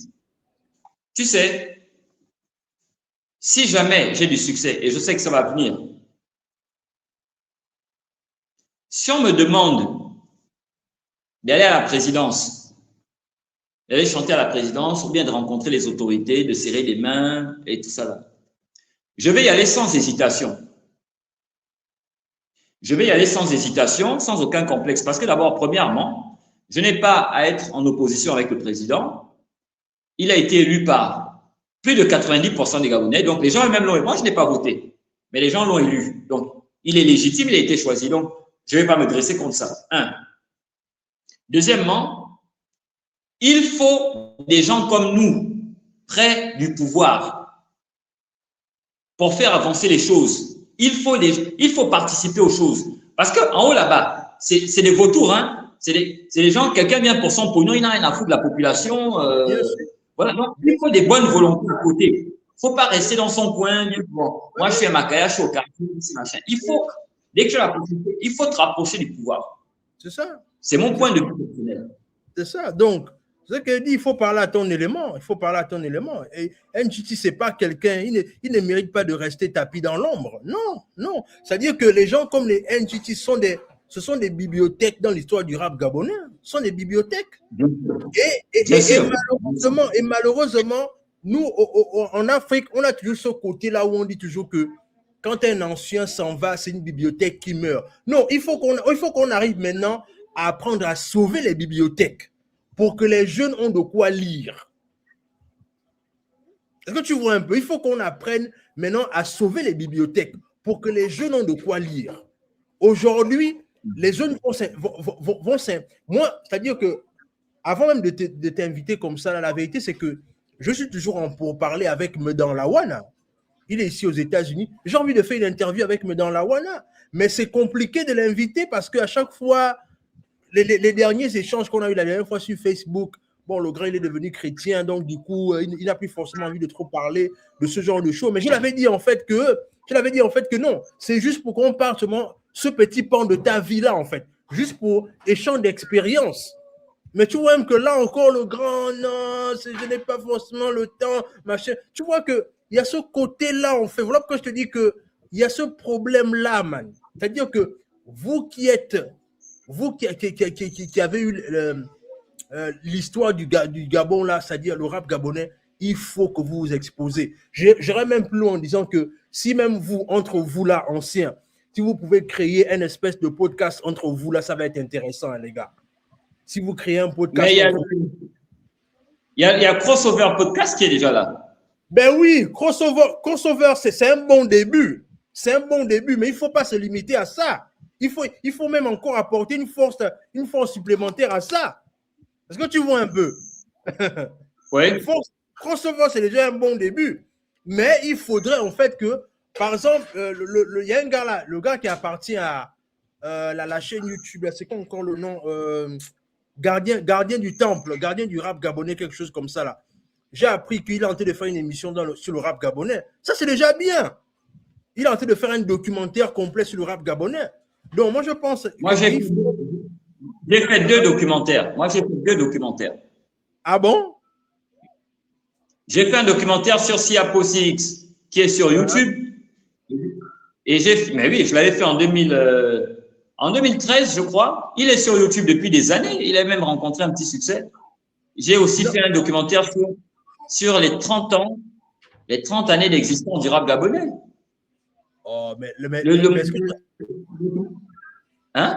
est-ce que tu avais... Attends. Est-ce que tu avais fait une promotion autour de ça? Ben, les promotions, elles ne sont pas faciles. J'ai vu Gabon Télévision, j'ai vu Télé Africa, les gens tournent. C'est tout. C'est ça le Gabon. Attends, je viens de voir ici Siapo CX, l'histoire méconnue du groupe légendaire. C'est toi? Ouais. C'est moi qui ai fait ce documentaire. Regardez. Oh, oui, je vais aller regarder ça. Ok, d'accord. Ok. Il y a un autre documentaire qui s'appelle 3 décennies de rap gabonais. Tu tapes 3 décennies de rap gabonais, tu vas voir, c'est moi qui ai fait ça. Tu vois que... Non, mais voilà pourquoi je dis, Eric, il faut mettre ça sur ta page, grand. Il faut mettre ça sur ta page. Mais c'est sur ma page. Oh, tu vois, non, moi, je ne suis même pas au courant, man. Je ne suis pas au courant. Ouais, moi, je suis depuis sur les choses. C'est sur ma page, depuis. Ah, ok. Non, c'est tranquille. Regardez, c'est tout. Ouais, j'ai interviewé Siapo en entier. Il y a une interview de 30 minutes où j'interviewe tout Siapo CX, sauf Lawan qui n'était pas là. Il y a Njassi, il y a YJ, il y a Double P. Oui. Mais Lawan, est-ce que tu as des contacts avec lui? Tu as un contact avec lui-même? Non, la situation que tu m'as décrite tout à l'heure, c'est celle qu'on connaît tous. C'est quelqu'un qui est devenu chrétien, puis qui a des principes assez rigoristes. Donc, il est plus facile de l'interviewer comme ça. Ouais, c'est ça. Et je pense que ce problème-là, c'est un problème qui se trouve beaucoup chez nous en Afrique. C'est-à-dire que, et ça, c'est dans tous les domaines, hein, c'est-à-dire, on n'a pas c'est-à-dire, aux États-Unis, ici, je vais te prendre un exemple simple. Donc, au niveau de l'entrepreneuriat, dans lequel j'évolue, les Américains, eux, ici, ils ont un côté là où, quand quelqu'un a découvert quelque chose, il veut toujours partager. Mais chez nous, en Afrique, le problème, c'est que quand quelqu'un a découvert quelque chose, bien, a été le premier dans un domaine, la plupart du temps, quand il arrête, il n'a plus envie d'en parler, quoi. Ouais. Ben oui, c'est marrant. Oui, et ça coule au problème de retransmission. Et aujourd'hui, pourquoi est-ce que aujourd'hui beaucoup de jeunes vont dire qu'ils s'inspirent du rap américain? Mais parce que ils s'inspirent du rap américain parce que c'est ceux qui sont le plus exposés. Parce que si c'était exposé davantage au fait que, ok, le grand tel, c'est vrai qu'il ne rappe plus, mais de temps en temps, il donne des conseils aux jeunes, il parle avec les jeunes.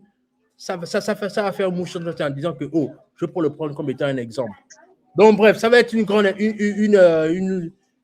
autre émission, pourquoi pas, peut-être qu'on peut faire ensemble. Là où on va un peu parler des dessous du rap gabonais, pourquoi pas. Ça marche. Donc, c'est ça, quoi. On est à 1h54. Ouais. Donc, très bien. Alors, merci encore, Ricky. Quel est ton mot de la fin? Oh, le mot de la fin, c'est big up. Big up à NTT, big up à les Statics XL. Big up à toutes les personnes qui font avancer la cause de la musique urbaine au Gabon. Et je remercie tous les gens qui soutiennent mon travail, les gens du grand public et tout ça. C'est vrai que beaucoup me découvrent aujourd'hui, mais ça se passe plutôt bien et je suis fier de mon travail. Voilà. Excellent, excellent. Ben écoute, Ricky, en tout cas, on se dit à la prochaine. Ce fut un plaisir, frère. Ça marche. À la prochaine alors. Ok, cool.